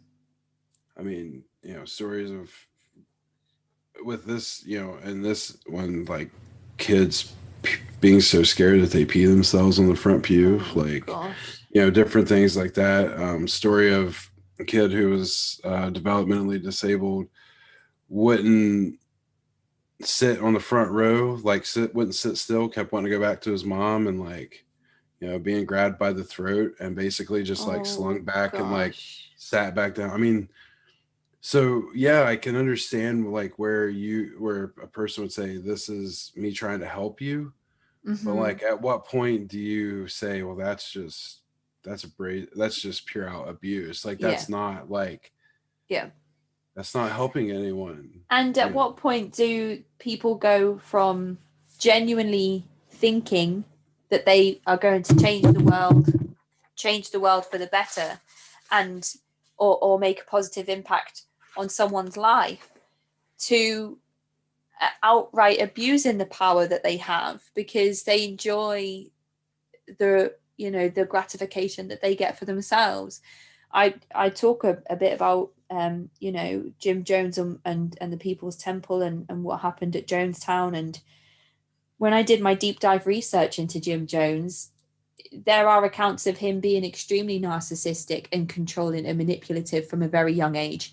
But then again, he did a lot for communities for people of color and desegregation, and he was involved in getting policies and laws and legislation changed, and that might have been to feed his ego so he could say, look at all the amazing things I've done. But was there a part of Jim Jones that genuinely wanted to try and help people, that genuinely wanted to change people for the better? Did he think that his message was the true message? Was he struggling with some mental health? There's all of these questions. And then at what point did it turn to abuse of power, to to coercion, to using the cult-like tactics that he was using to get people to sign over their real estate to him before they even made the move over to Guyana? Sleep deprivation, food restrictions, rationing people's daily intake of food and things like that. But there's a question with all of the nefarious cult leaders throughout history. Was there a point in their lives where they were trying to do good before the power took them over? I mean, I think inherently, men or women, whatever, start out as good, but if they start feeling like they're losing control, right? Like, it's not like, they say God is in control anyway, right? But if people aren't falling under what they feel is correct, then it starts to become a little more rigorous, because it's like, well, now, if you're following this already, well, now we have to add on this. Because Mom told me stories of like preachers preaching about deodorant, like who could like competing with each other, of like who could say, well, we don't believe in this. Well, we don't believe in this. Well, yeah, well, we don't believe in this. Sort of like this. Sort of like this, dick swinging club sort of thing, and it's like, well, my people don't believe in Christmas. Yeah, well, my people don't believe in wearing wedding bands. Yeah, well, my people don't believe in wearing deodorant. Yeah, well, my people don't believe in wearing polyester, or just, it's literally this like competition between little dick men. Yeah, and all the while the congregation's sitting there like looking left, right, like a game of tennis. Like trying to figure lead out, us, you're supposed to tell us what's right and wrong, and they're sitting there and they're like, what? Polyester? Hang on, what did he just say? Something about deodorant. Right. Mm-hmm. It's interesting. It's Jim Jones was an awful person, awful, terrible monster. I just would love to know if there was ever a stage where he started out with the best intentions and something just changed, or whether he was always that way. It's, and I guess we'll never know. I wonder if it's the same for your grandfather, whether he started out with the best intentions and and then as you say, when somebody feels or thinks a certain way, or thinks that what they do or say or think or feel is right, and somebody challenges that, they double down, and people in positions of power, if somebody steps out of line, almost it's like, okay, well, we're going to double down now, and I'm going to use that information that you told me last week about your marriage and share it with this whole congregation. So now I'm on the top step again, and you'll be put in your place. Or like, I was praying and God told me that you were out, that a young person in the church was doing this, and damn well that it was you. You know what I'm saying? And that, and there's that little person inside you that says someone told him. Yeah. But because you're supposed to follow this guy blindly, you feel like he has such like a direct like telephone line to God. Like line to God, that like, which just now talking about this cracks, like, I don't know, I want to say cracks me up, but it's like, when Jesus died and the temple was rent, like that took care of the part that you didn't have to go to the direct, like, right? Like that meant you had a direct line with God, right? Essentially. So why do they hold themselves to this like authority figure? They act like this shepherd sort of mentality, but yet they're not sheep, and they want to but in politics they're not sheep. But, it's I feel like we could talk forever of Yeah. this stuff. Honestly, It's yeah, just we definitely could. We definitely could. I think the listeners are probably there, like, we've heard all this before. But right. I think it's absolutely fascinating. But let's go back to your beard. So I Okay. mentioned that your beard is nice and long now. Is that a Uh-huh. product of lockdown, or is that a product of I'm not part of the church anymore, so I'll grow it as long as I want? That is the product of Yeah. I will grow it. I will do what I want. This is part of me taking control of, yeah. Mm-hmm. Yeah. And Do you have shorts on? no, no, it's cold. It's cold and snowy here. I mean, I have shorts under the pants that I'm wearing, but yeah, like it's cold here, so I Yeah, definitely yeah. throw on some like pants. But I'm always, I mean, I have tattoos like all up and down my arms, and I Nice. like summertime. I love to have the guns out, Yeah. sun's out, guns out, sort of thing. But I've just within the past few years, with I would say with therapy and with some help of elite, like leaving a lot of my drinking behind and being more acceptive to medical marijuana. Even I think you asked me to mention sort of like my experience with like mushrooms Yeah, and that is definitely on LSD my sort of list. thing. Yeah. And I would attribute the last few years of my life to that sort of head change of like, okay, like therapy, awesome. Well, when you're eating mushrooms or with like acid, if you basically decide in my like this is how it works for me, like I've decided to go in with an intent that I want to work through this. Mm-hmm. And Oh, you mean to that's what kind of you have that's what you did before you took the LSD? no, the first time it just happened, Okay. it happened without my control. Okay. I had no idea what the hell was going on, Mm-hmm. Mm-hmm. like at all. And I remember everything was fine at one point, and then like I tried to fall asleep, but then I came back to, and it just seemed like I was in a different reality. And I had like a really what they would consider a bad trip, Mm-hmm. Mm-hmm. but and at one point, I'm not even gonna lie, like I was praying to God at one point and I spoke in tongues.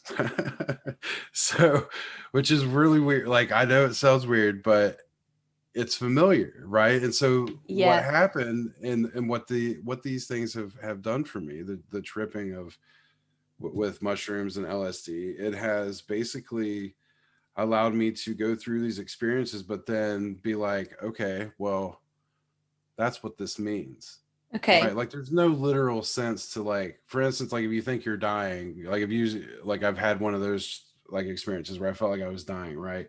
Well, no, I wasn't dying. I just wanted what was going on at that point in time to stop. Okay. Like that, Yeah. like Yeah. right. So it's like it helps, like in my perspective, it has helped me look at things differently as opposed to being like very magical or whatever. It's like, okay, well, it's somehow flipped this switch that like a more logical sense of thinking. Right. Okay. For instance, like when I spoke in tongues, like it helped me realize that every time something bad happens to me, or every time something negative or whatever it is, lose a job, life, you know what I Yep. mean? Like Yep. things that life happens, Yeah. it has nothing to do with God, but every time like something bad happens, it seems like a lot of us decide to go back Yep. to I guess church because we it's feel like like our fight or life is falling flight, isn't apart. it? Yeah. You And we you feel like our you. life is falling apart. And so Mm-hmm. we feel like we're going to go back to what's familiar Yeah. and where we got that support and where we were able to build up from before, right? Because that's what we knew. Like we built Mm-hmm. up, but then it's like, man, it's a you're a loop. You're basically you've become a non-playable character in a video game and you're on a loop. You're doing the same, it's like every every time you go back to that town, that person's doing the same thing over and Yeah. over and over. Yeah. Yeah. But yeah, I that it was like sort of that separation for me that I'm no longer in a loop. That like I'm only moving forward now. There is no like going back to that because Yeah. I can't. move forward because I kept going back to it, right? Mm-hmm, And like mm-hmm. now that like I've literally been gone the longest that I have been, like at one time, and I am more mentally, I would say, sound. I am more financially sound. I am more like doing I'm not rich, by materialism by any means, Mm-hmm. but shit, I'm happy and I'm doing well. Yeah, Like as far as like I'm doing okay. Like I'm not just surviving. Like I'm doing yeah, okay. yeah. And it's And because I could attribute that. Yeah. Like just being absolutely. able And it's to and separate that. who can turn around and say that you'll never get to that level of fulfillment without God if that's what you've gone and done. Mhm. Right. So let's go back to our timeline. So Okay. you move in 93 to West Virginia, and Yep. then I'm gathering by the years you gave us earlier, your brother's born in 95? 90s, I believe it was 96, I believe. Nine. September. So he's like one of those, like for his schooling, he was young, right? He Okay, was yeah, like young, yeah. right? Like one of the younger kids. So it might have been 95. Was it 95? Probably So not. Yeah, probably 95 then. he's born in 95 or 96, and he's Right. born in West Virginia. Yeah, yes, in the capital city. Okay, and he is obviously born into Pentecostalism. Um, Hmm. and what do you think his early experiences are compared to yours? Is it, I mean, because you're not on the farm at this point and you're with your father's side of the family. So do you think his early experiences are different to yours in any way? Oh, for sure. I think, for him, he was more into wanting to play sports, Okay. right? And wasn't allowed to play sports. And so I would say his upbringing was, at least from my parents' like with my parents, it was probably more physical than mine. I was a lot more docile as a kid. Okay. Like, um, didn't really fight against, like, I apparently I was my mom said that I was grumpy a lot as a kid and I cried a lot as a kid. But I was also just very happy, compassionate, like was never bad really. Like I Right. mean, Yeah. Yeah. I did get spanked a few times with a belt, once with a coat hanger, like sort of Oh my whatever you got wanted goodness. to get whipped with or whatever. But it's like, How is that justified well, then? it was the only thing she had, I would guess. Like, I That's mean, awful. there's been switches too. So I mean, growing up old style Pentecostal, I mean, you just think that, being whipped is just part of correction. What You does know it what I'm does saying? it say that, like, is that justified in, like, do they use scripture to justify beating children, Maybe like the or is it spirit of, just common is it like practice? just sort of common practice, like Oh, spirit? that's What is it? I think it was in the movie, but it's like spare the rod and beat the child or something. I don't know. there's just so many elements to your upbringing and your story, and all the different levels of abuse that just Yeah, have I me, mean, like, baffled, have me shaking yeah, my just head. being smacked, at any given time. I mean, yeah, like it So just, if like, you're docile, like you said, and you're agreeable, and then your brother is born and he's kind of almost like the opposite of that. I mean, what was it I, like for him? Because your parents are oh older at my this God. point, so Yeah. have they dialed it back a little bit? Are they? I mean, As and they're away from your grandfather's extremism as well. So mhm. is it? Does he have it a little bit easier? I would say yeah, like he had a little bit easier, but his, I guess, like temper or whatever would get him in trouble, or at school he would kick. He like one time he got banned from wearing cowboy boots because he would kept kicking people because he'd get mad at him and kick them. Okay. And I mean, and that to me is just a thing of like Frustration. frustration. Yeah. And if you're learning that I did the same thing too as a kid, as a very young kid. Like I used to, I would get in trouble for fighting Hmm. and things because, like at school, because if someone made me mad, Yeah. my thing was violence. Yeah. I mean, especially if it's, your differences that are being picked on, your long sleeves and things that we spoke about before. Right. And like my mom, was I always attribute like just this calmness to her, right? Like that I am, but at the same time, I could be very angry, like if pushed to Yeah. Yeah. right. Like there is some sort of patience there, but I was raised like my dad wasn't around a lot either as a kid. And so like they were split up a lot. But and I guess that's the differences too that you can see between my brother and I is that I was raised by my mother fully.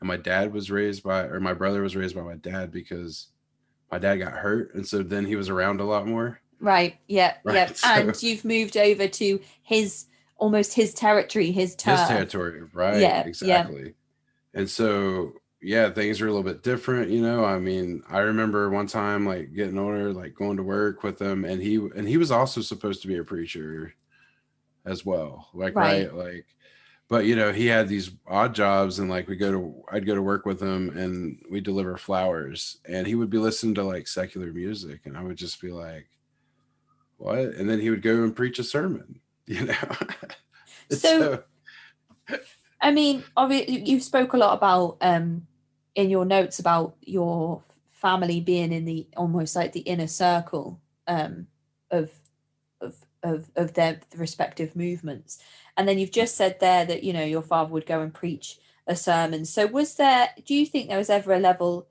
of expectation that you or your brother would also go down the route of being a preacher or pastor? Oh yeah, I was told as a kid that I was called to be a preacher. Like there was legit it was my grandpa on my mom's side. It was his sister called my mom and told her that she had been praying and had a vision from God or a dream or something along those lines that I had been called to preach. And so I was like, mom tells me this, and I'm just like, all right, like I don't really know. You get this excitement because it's like, oh no, like at this point in time, like I'm starting to understand the thing behind like this power and this powerfulness of God or whatever, and how like if these other men who have authority have this direct line, to God, like if I'm being called by God, then yes, like I have this like special power, sort a of purpose thing, right? almost, yeah. Like, yeah. And and weirdly, like I put out they called it a fleece, which is basically like in this Bible, there's this guy named Gideon who, puts out like wool's fleece, sheep's fleece, like wool or whatever, right? And tells God that if he's meant to lead, then the dew or whatever is supposed to be like the garment is supposed to be wet. Okay. While the ground around it is dry. Okay. And so then the next one, he put a wet one out and was like, well, now the coat needs to be dry and the ground needs to be wet. So it was like this 2-time sort of test, right? Okay. So I, being a kid, just did the same thing. Like I prayed to God and I was like, well, hey man, I'm just paraphrasing obviously now, but I'm like, hey, there are these two dudes who are trying to, receive the Holy Ghost. And if I am to be called of you, then one of them should get the Holy Ghost, right? Yeah. I shit you not, that very night in the service, both of them, quote unquote, got the Holy Ghost, right? Like started speaking in tongues that night. And right. Shit. Yeah. So and you're like yeah. And so like, even as a kid though, when you think that like you are like, well, is this real or fake? And you start speaking and then they tell you that you got it. And so you think that, all right, well, this is me speaking in tongues. Like you get older, you start more accepting it, right? Like, it's almost like as a kid, as a very young child, I remember questioning, but then the older I got, I started questioning less, but then it was like this weird, like, ebb and flow of like, I'm questioning less, I'm questioning more, I'm questioning less, I'm questioning more, because I saw a lot of hypocrites, like just people being, preaching about these, they're saying that a Pharisee and a Sadducee is a sinner, but yet here they are doing the same fucking thing. Like, I don't know. So I've made a few notes here about things that we've spoken about that I wanted to go back over.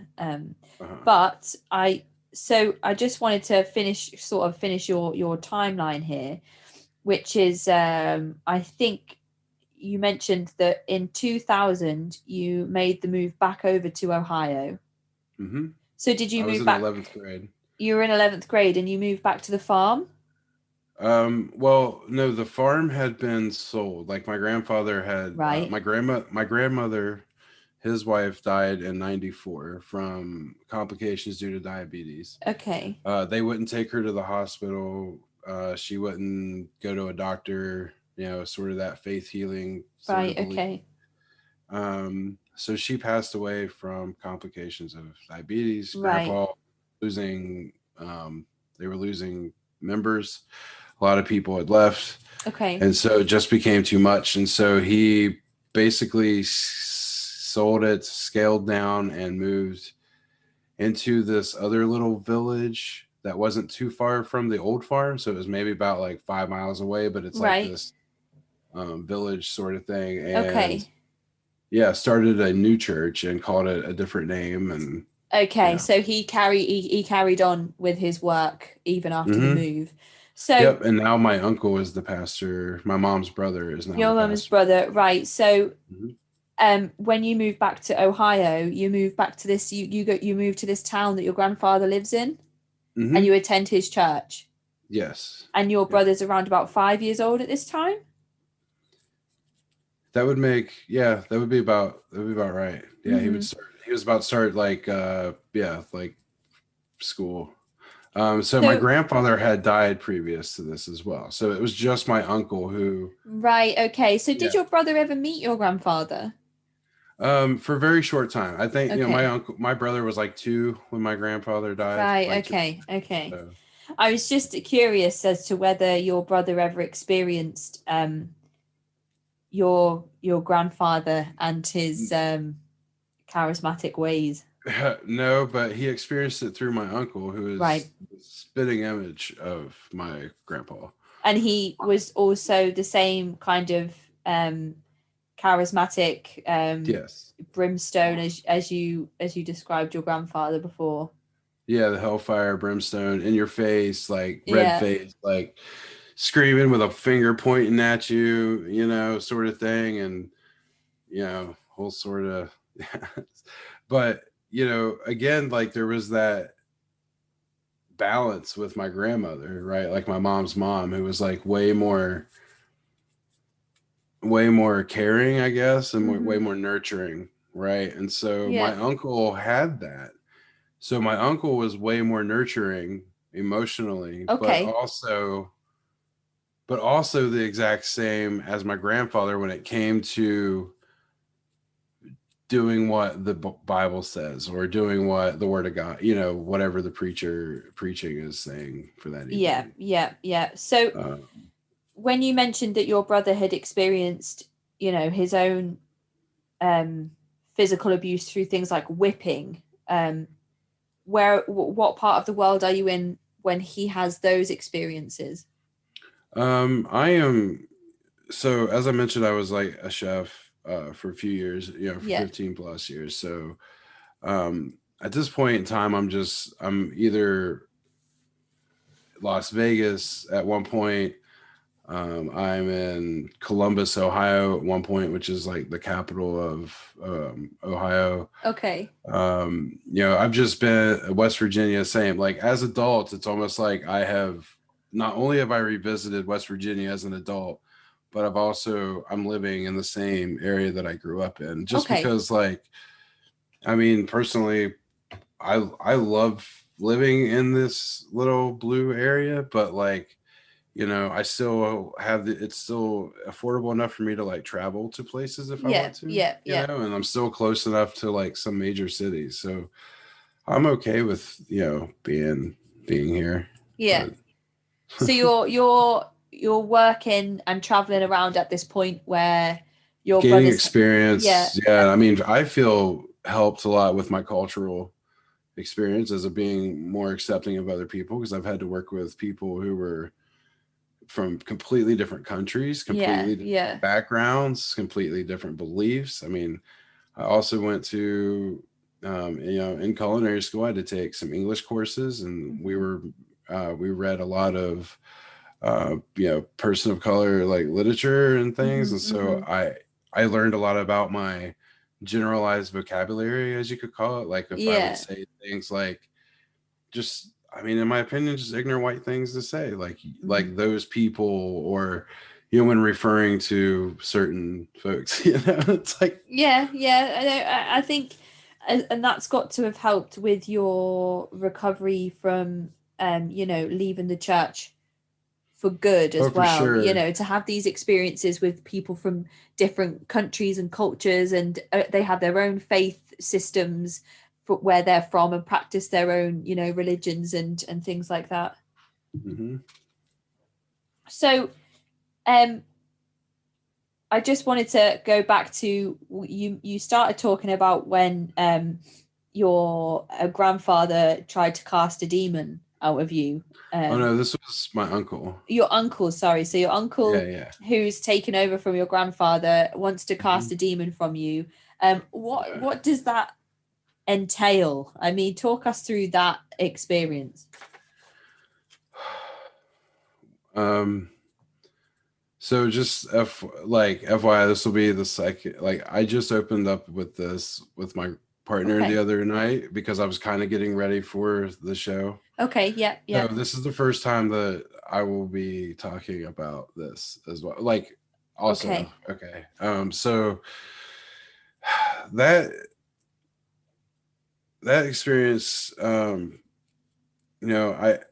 had moved back to Ohio, and this is because I had been into the mental hospital when I was in Las Vegas, right? Like when I lived Mm-hmm. out there. So moved back and had abstained from going to the church, because I was like, no, like, whatever. Like, I do this all the time. I don't want to go back. Like, I know what it's going to be like, Yeah. and you try to deny it, but then, eventually, like, mom comes home from church, because at this time I was living at home, Yep. Yep. back with them. And so I'm like sitting there going, well, maybe if I do, like, it'll help something, like just alleviate like whatever's going on in my head, sort of thing. And Yep. then, mom would come home and be like, oh, we had this preacher here, and oh, they had this message, and they said this and this, and I just think that it would be, good for you, or whatever. So Yep.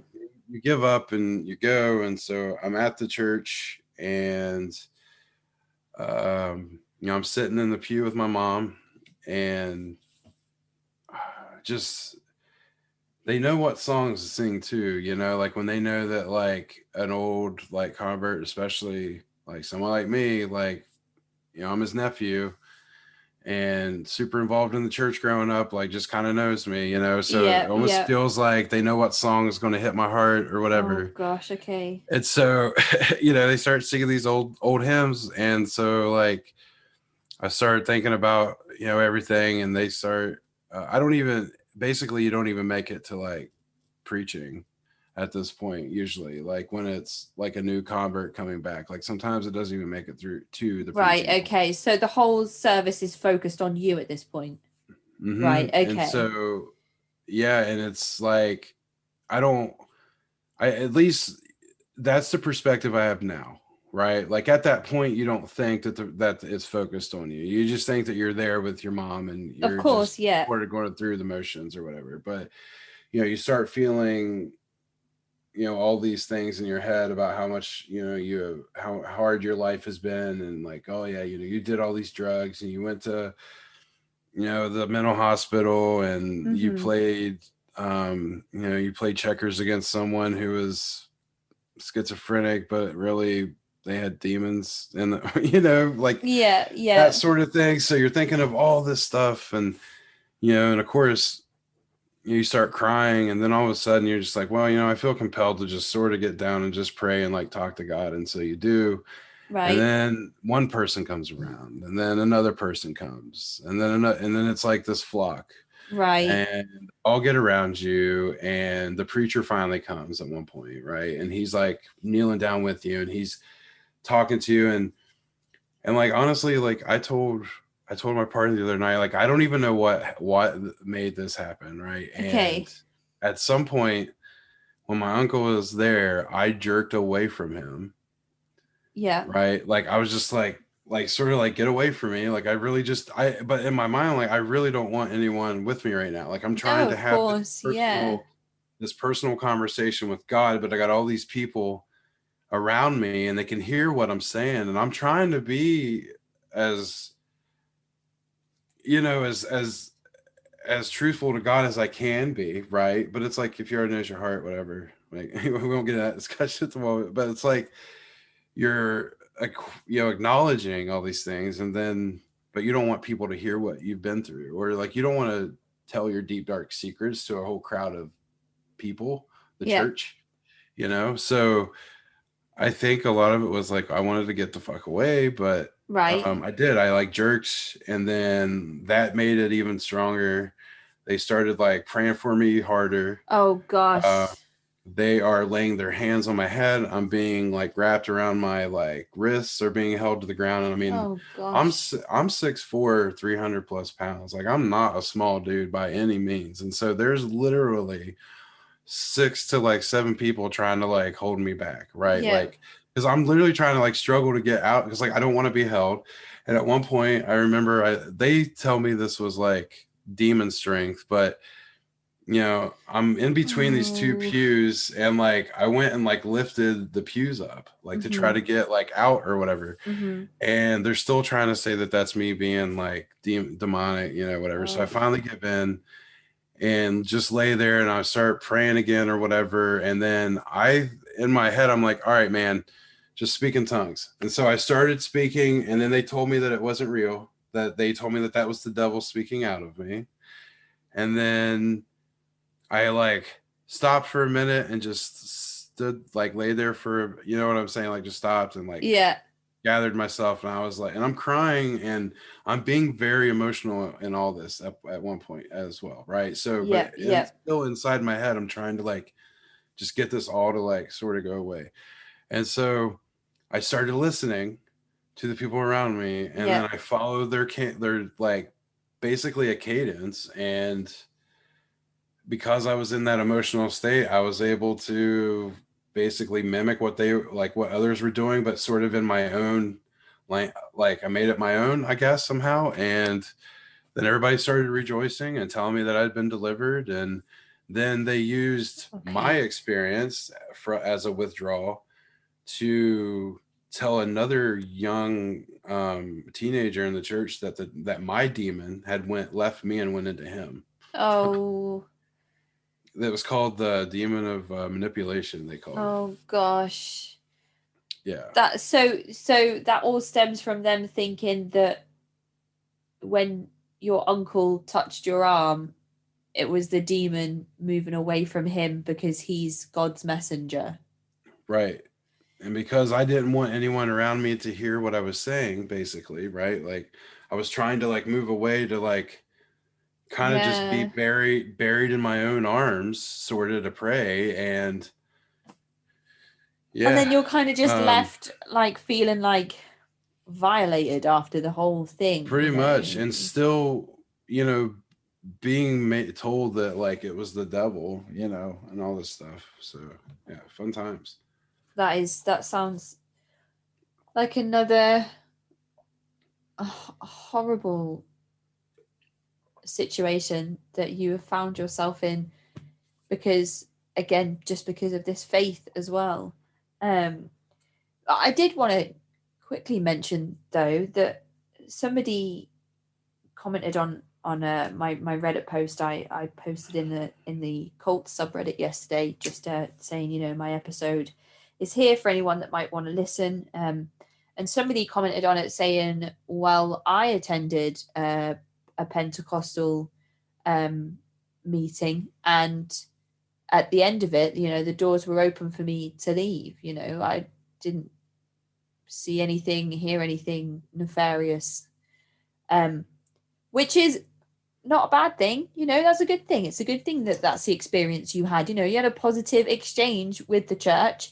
I'm not here to say that every single church, every single branch, every practicing part of Pentecostalism is going to be using cult-like methods of control over its members. Right. But and visitors are one thing. Exactly. Yeah, and that's another thing to take into consideration.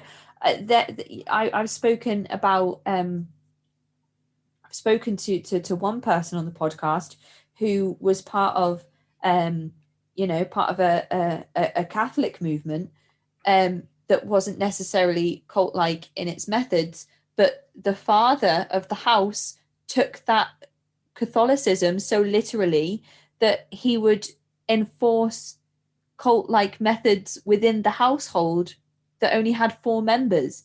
So, I'm not saying that all of Pentecostalism is a cult. I'm just going by the responses that people such as yourself have been to Stephen Hassan's bite model, where we go through all the points and you can apply experiences to almost every single point in that model, and that model exists to ascertain the level of control that a group has over its members. So that's not to say that every single, like yesterday I spoke to April, that's not to say that every single congregation that follows the Assembly of God is going to be using those types of control methods. It's just unfortunate that there seems to be a lot of people that come forward with these testimonials and can testify that these groups do exist and are using these methods. I mean, there's another sects that we went to that they sort of believe the same along the same lines as Pentecostalism or the UPCI group, except the name over the door has to be it's called the church, just the Church of Jesus Christ is what it has to be, is what it has to say. Right. And so it's the Church of Jesus Christ.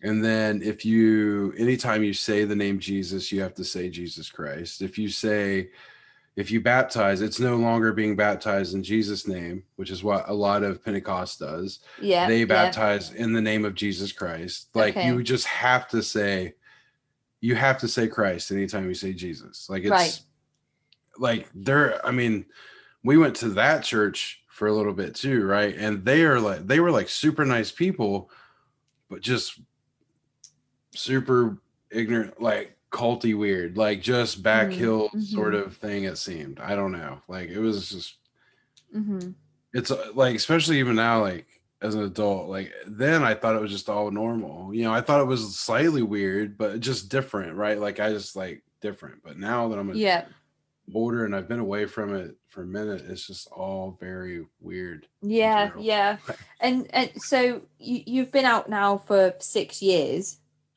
I would say strongly, out for 6 years now. And you mentioned that the turning point for you was when you turned 30 and had these experiences with various recreational drugs.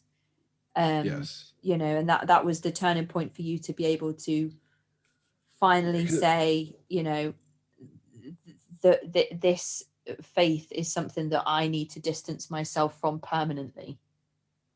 Yeah, I mean, before I had never, experienced hallucinogens before that time. And before that, it was just, it was like the party drugs or like cocaine, like marijuana, that pills sort of stuff. Right. So going from, and I mean, now it's like no chemical sort of thing now. Like I straight, like I do have my medical card. Like we have medical marijuana here in Ohio and it's legalized. I have my card. But the hallucinogens are still sort of obviously on the black side of the market in certain states and things. Right. And so, obtaining these things are, sometimes you can get screwed, I guess, in a sense, but if you can find something that's trustworthy, like do your own, do your own, like whatever, like I think that they can be beneficial only because, again, they help me process things Mm-hmm. differently and not to hold so much guilt to myself anymore. It's Right. like, Okay. don't get me Yeah. wrong. I'm Yeah. not saying this. Look, and I'm not saying this is like a fix all, because I still have my times. I still have my days. I still have my weeks. Yeah. You know, Yeah.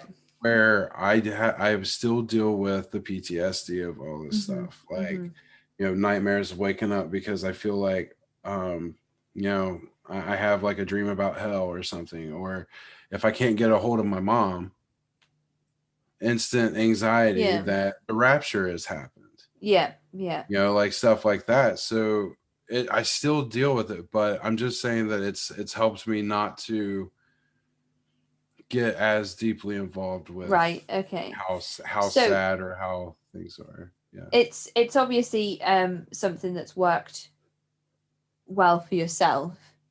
For me, yes. So what we should say here is, if this is something that the listeners think could help them, sounds appealing to them, make sure, if you ever did decide that it was something you wanted to try, make sure you do extensive research around taking Research. Oh, hallucinogenics. please. Yeah. Any kind of mind altering drug, you need to make sure you do extensive research. I'm not Yes. advocating drug taking whatsoever by saying this, but you need to make sure that you have somebody with you that's not taking This is true. any substances. So there's a lot. I haven't personally had any experiences with LSD or acid or anything like that, but I know through some of the training that I've had that it's important to just make sure that you read up and understand what you are potentially going to be experiencing, and to make sure that you're in an environment that you trust, and to understand doses, especially if you've never tried anything like that before. So if what Sam has said today is something that you think could be beneficial to you in your healing journey, then please do lots of research. But also, if you are somebody who is predispositioned to have problems with your mental health, then it's probably not something that's recommended. This is also very true. Because I mean, just from experiences, it does, from what I can understand, it can set you in sort of sometimes put you in a schizophrenic state where you feel like there are multiple entities or voices talking to you, or you see things that aren't there. And, but what I can say for my everyday to life is that you have the realization, hey, I am on this. I have control over this, right? Like, it's like, if that was the only thing I can say that was really breaking for me, was the fact that, like, I realized that I have control over how I react to what is happening to me, right? I can't control my emotions. I can't control anything like that. And it's not my fault that I have these emotions, but it is my responsibility to control how I react to situations. Correct. So instead of hurting myself, I go out and I walk, go out and try to find nature, find something other than self-abuse in order to, like, try to get through the pain, for sure. I mean, I've attempted suicide a few times. I've been through a lot of these things, but I'm not even saying I'm 100% better. I'm not even, who knows what, I say this all the time, who knows what the future holds? I have no idea. I'm just saying, at this point in time in my life, I am better mentally than I have ever been. And I attribute it to a lot of it to my therapist. Like, I will say that over any drug, any self-medication you could do to yourself, having someone that you can unequivocally trust to talk to and tell, your deepest fears and your anxieties, and then they help you they're going to tell you the same thing, like how to Yeah. basically stop and react in a positive way instead of reacting negatively, which is how you're taught to do things. You're taught to view negatively about yourself, Yeah. And all these sort of self-humiliation things of, well, being used in a sermon, to be pointed at as an example of certain things. Like it takes a lot of work, but I'm here to tell everybody that if anyone out there is listening that's having a hard time with this, like it gets better. And we've spoken about some extremely sensitive themes today, and we've talked about things that I can only imagine have been very difficult for you to open up about, and recall and relive, and some of the worst crimes against a human being that can be done have been inflicted on you throughout your life, and you have experienced these things. But what you have come here to tell us today is that there is you're not always going to be just treading water and keeping your head above the water. There is a way to get yourself out of that position. There is a way to think positively about yourself, to take back some of that control and to change your narrative and to make things better for yourself. There doesn't always have to be you feeling like the victim, because you can go out and you can take back some of that control of your life, and you can go to therapy, you can seek professional help, you can look up on the internet ways to support yourself and put support systems in place for you to recover and to heal. And it sounds as if your partner is another person that you can speak to, that you can trust, is somebody that is holding your hand through these things as you work through them.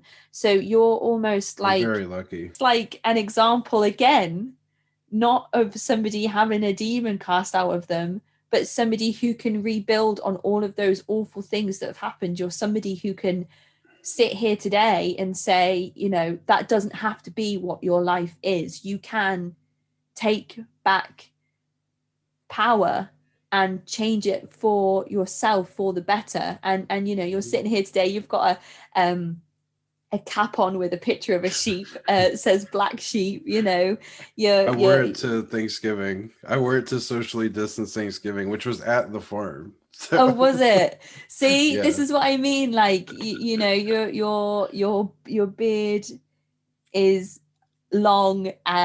You're just, you're. I just think it's incredible that you can sit here today, and just tell everybody these things that have happened, but also tell them that it doesn't have to just end at that point.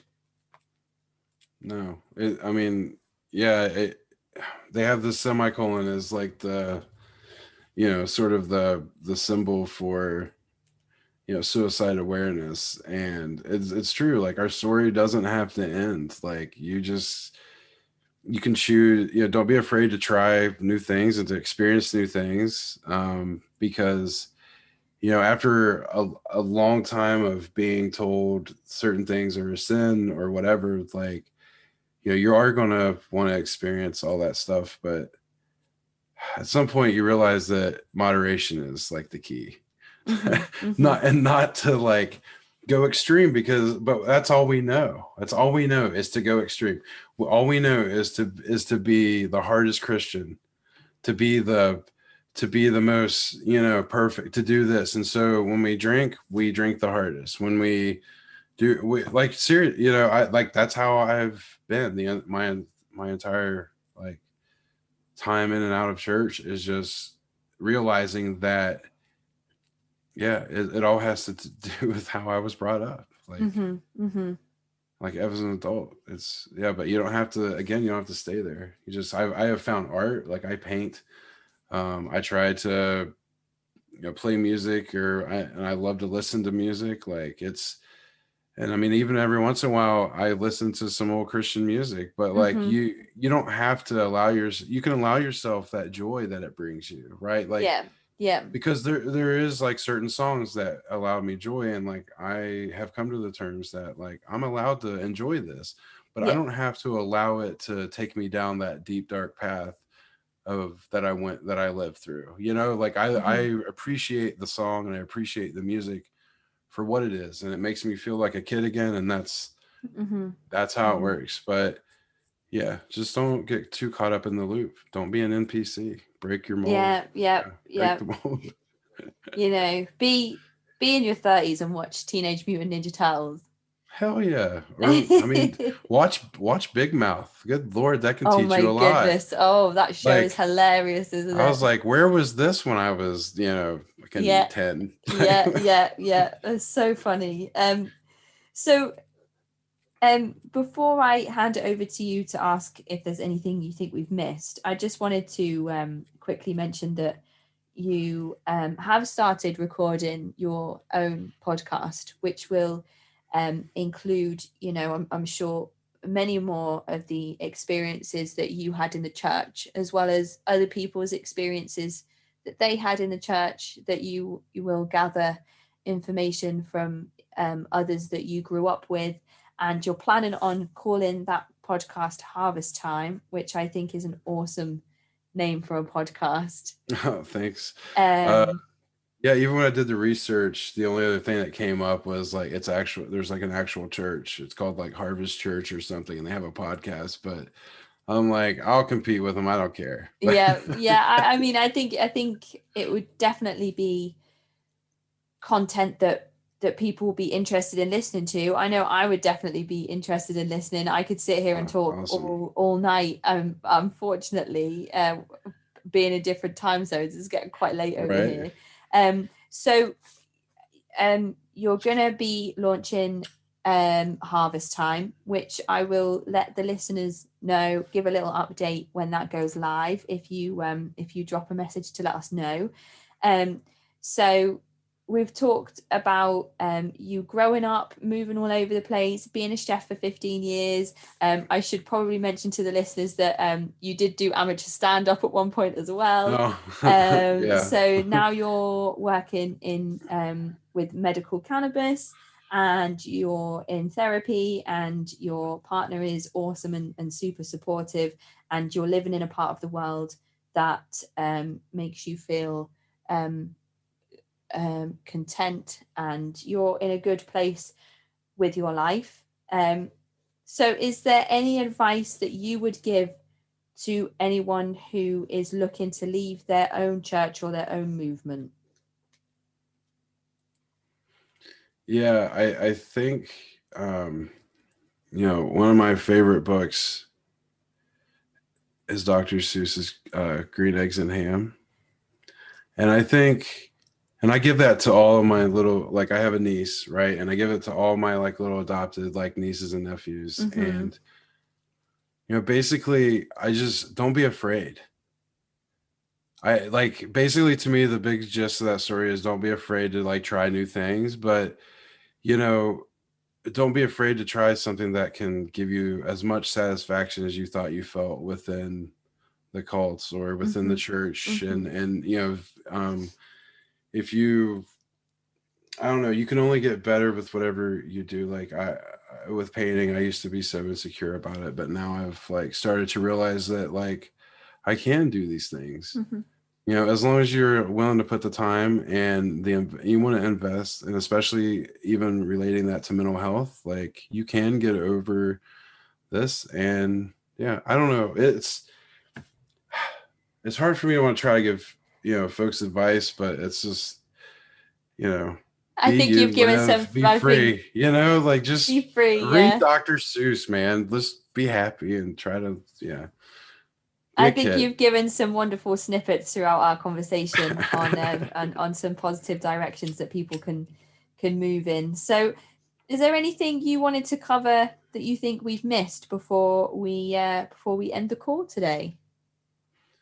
No, I mean, I think we've covered everything pretty well. I feel very, very good about this. And, I appreciate you having me on the podcast. And I look forward to doing my own, especially now that I've kind of talked this out. I will say that probably the first episode will be a little more about my story again.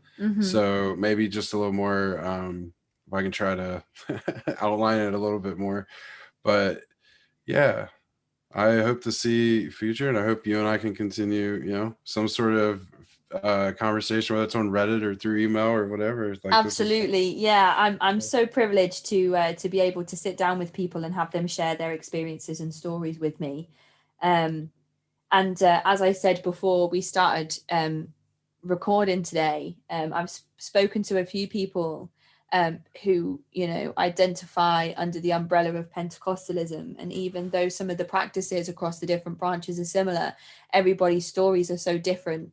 And you've come here today and proved me right exactly, because your story is so different to people's that other people that I've spoken to, but it's so similar and recognizable in the way that those cult-like methods of control were used and inflicted on you throughout your childhood and stuff like that. So I'm just really appreciative and thankful for you to sit down and share that information with me today. I know it can't be easy, and I just think you're an inspiration to people who are going to be looking to move out of their own movement, move away, make those big changes in life for the better, and to help themselves and just make the situation better for themselves. So thank you so much, Sam, for your time today. I really hope that you enjoy the rest of your day, and I'll speak to you soon. All right, thanks. Bye. That is the end of this week's episode. If you'd like to get in touch, you can do so by emailing me at cultvaultpodcast@gmail.com or finding me on Twitter and Instagram at cultvaultpod. I'm your speaker, Casey, and this is the Cult Vault.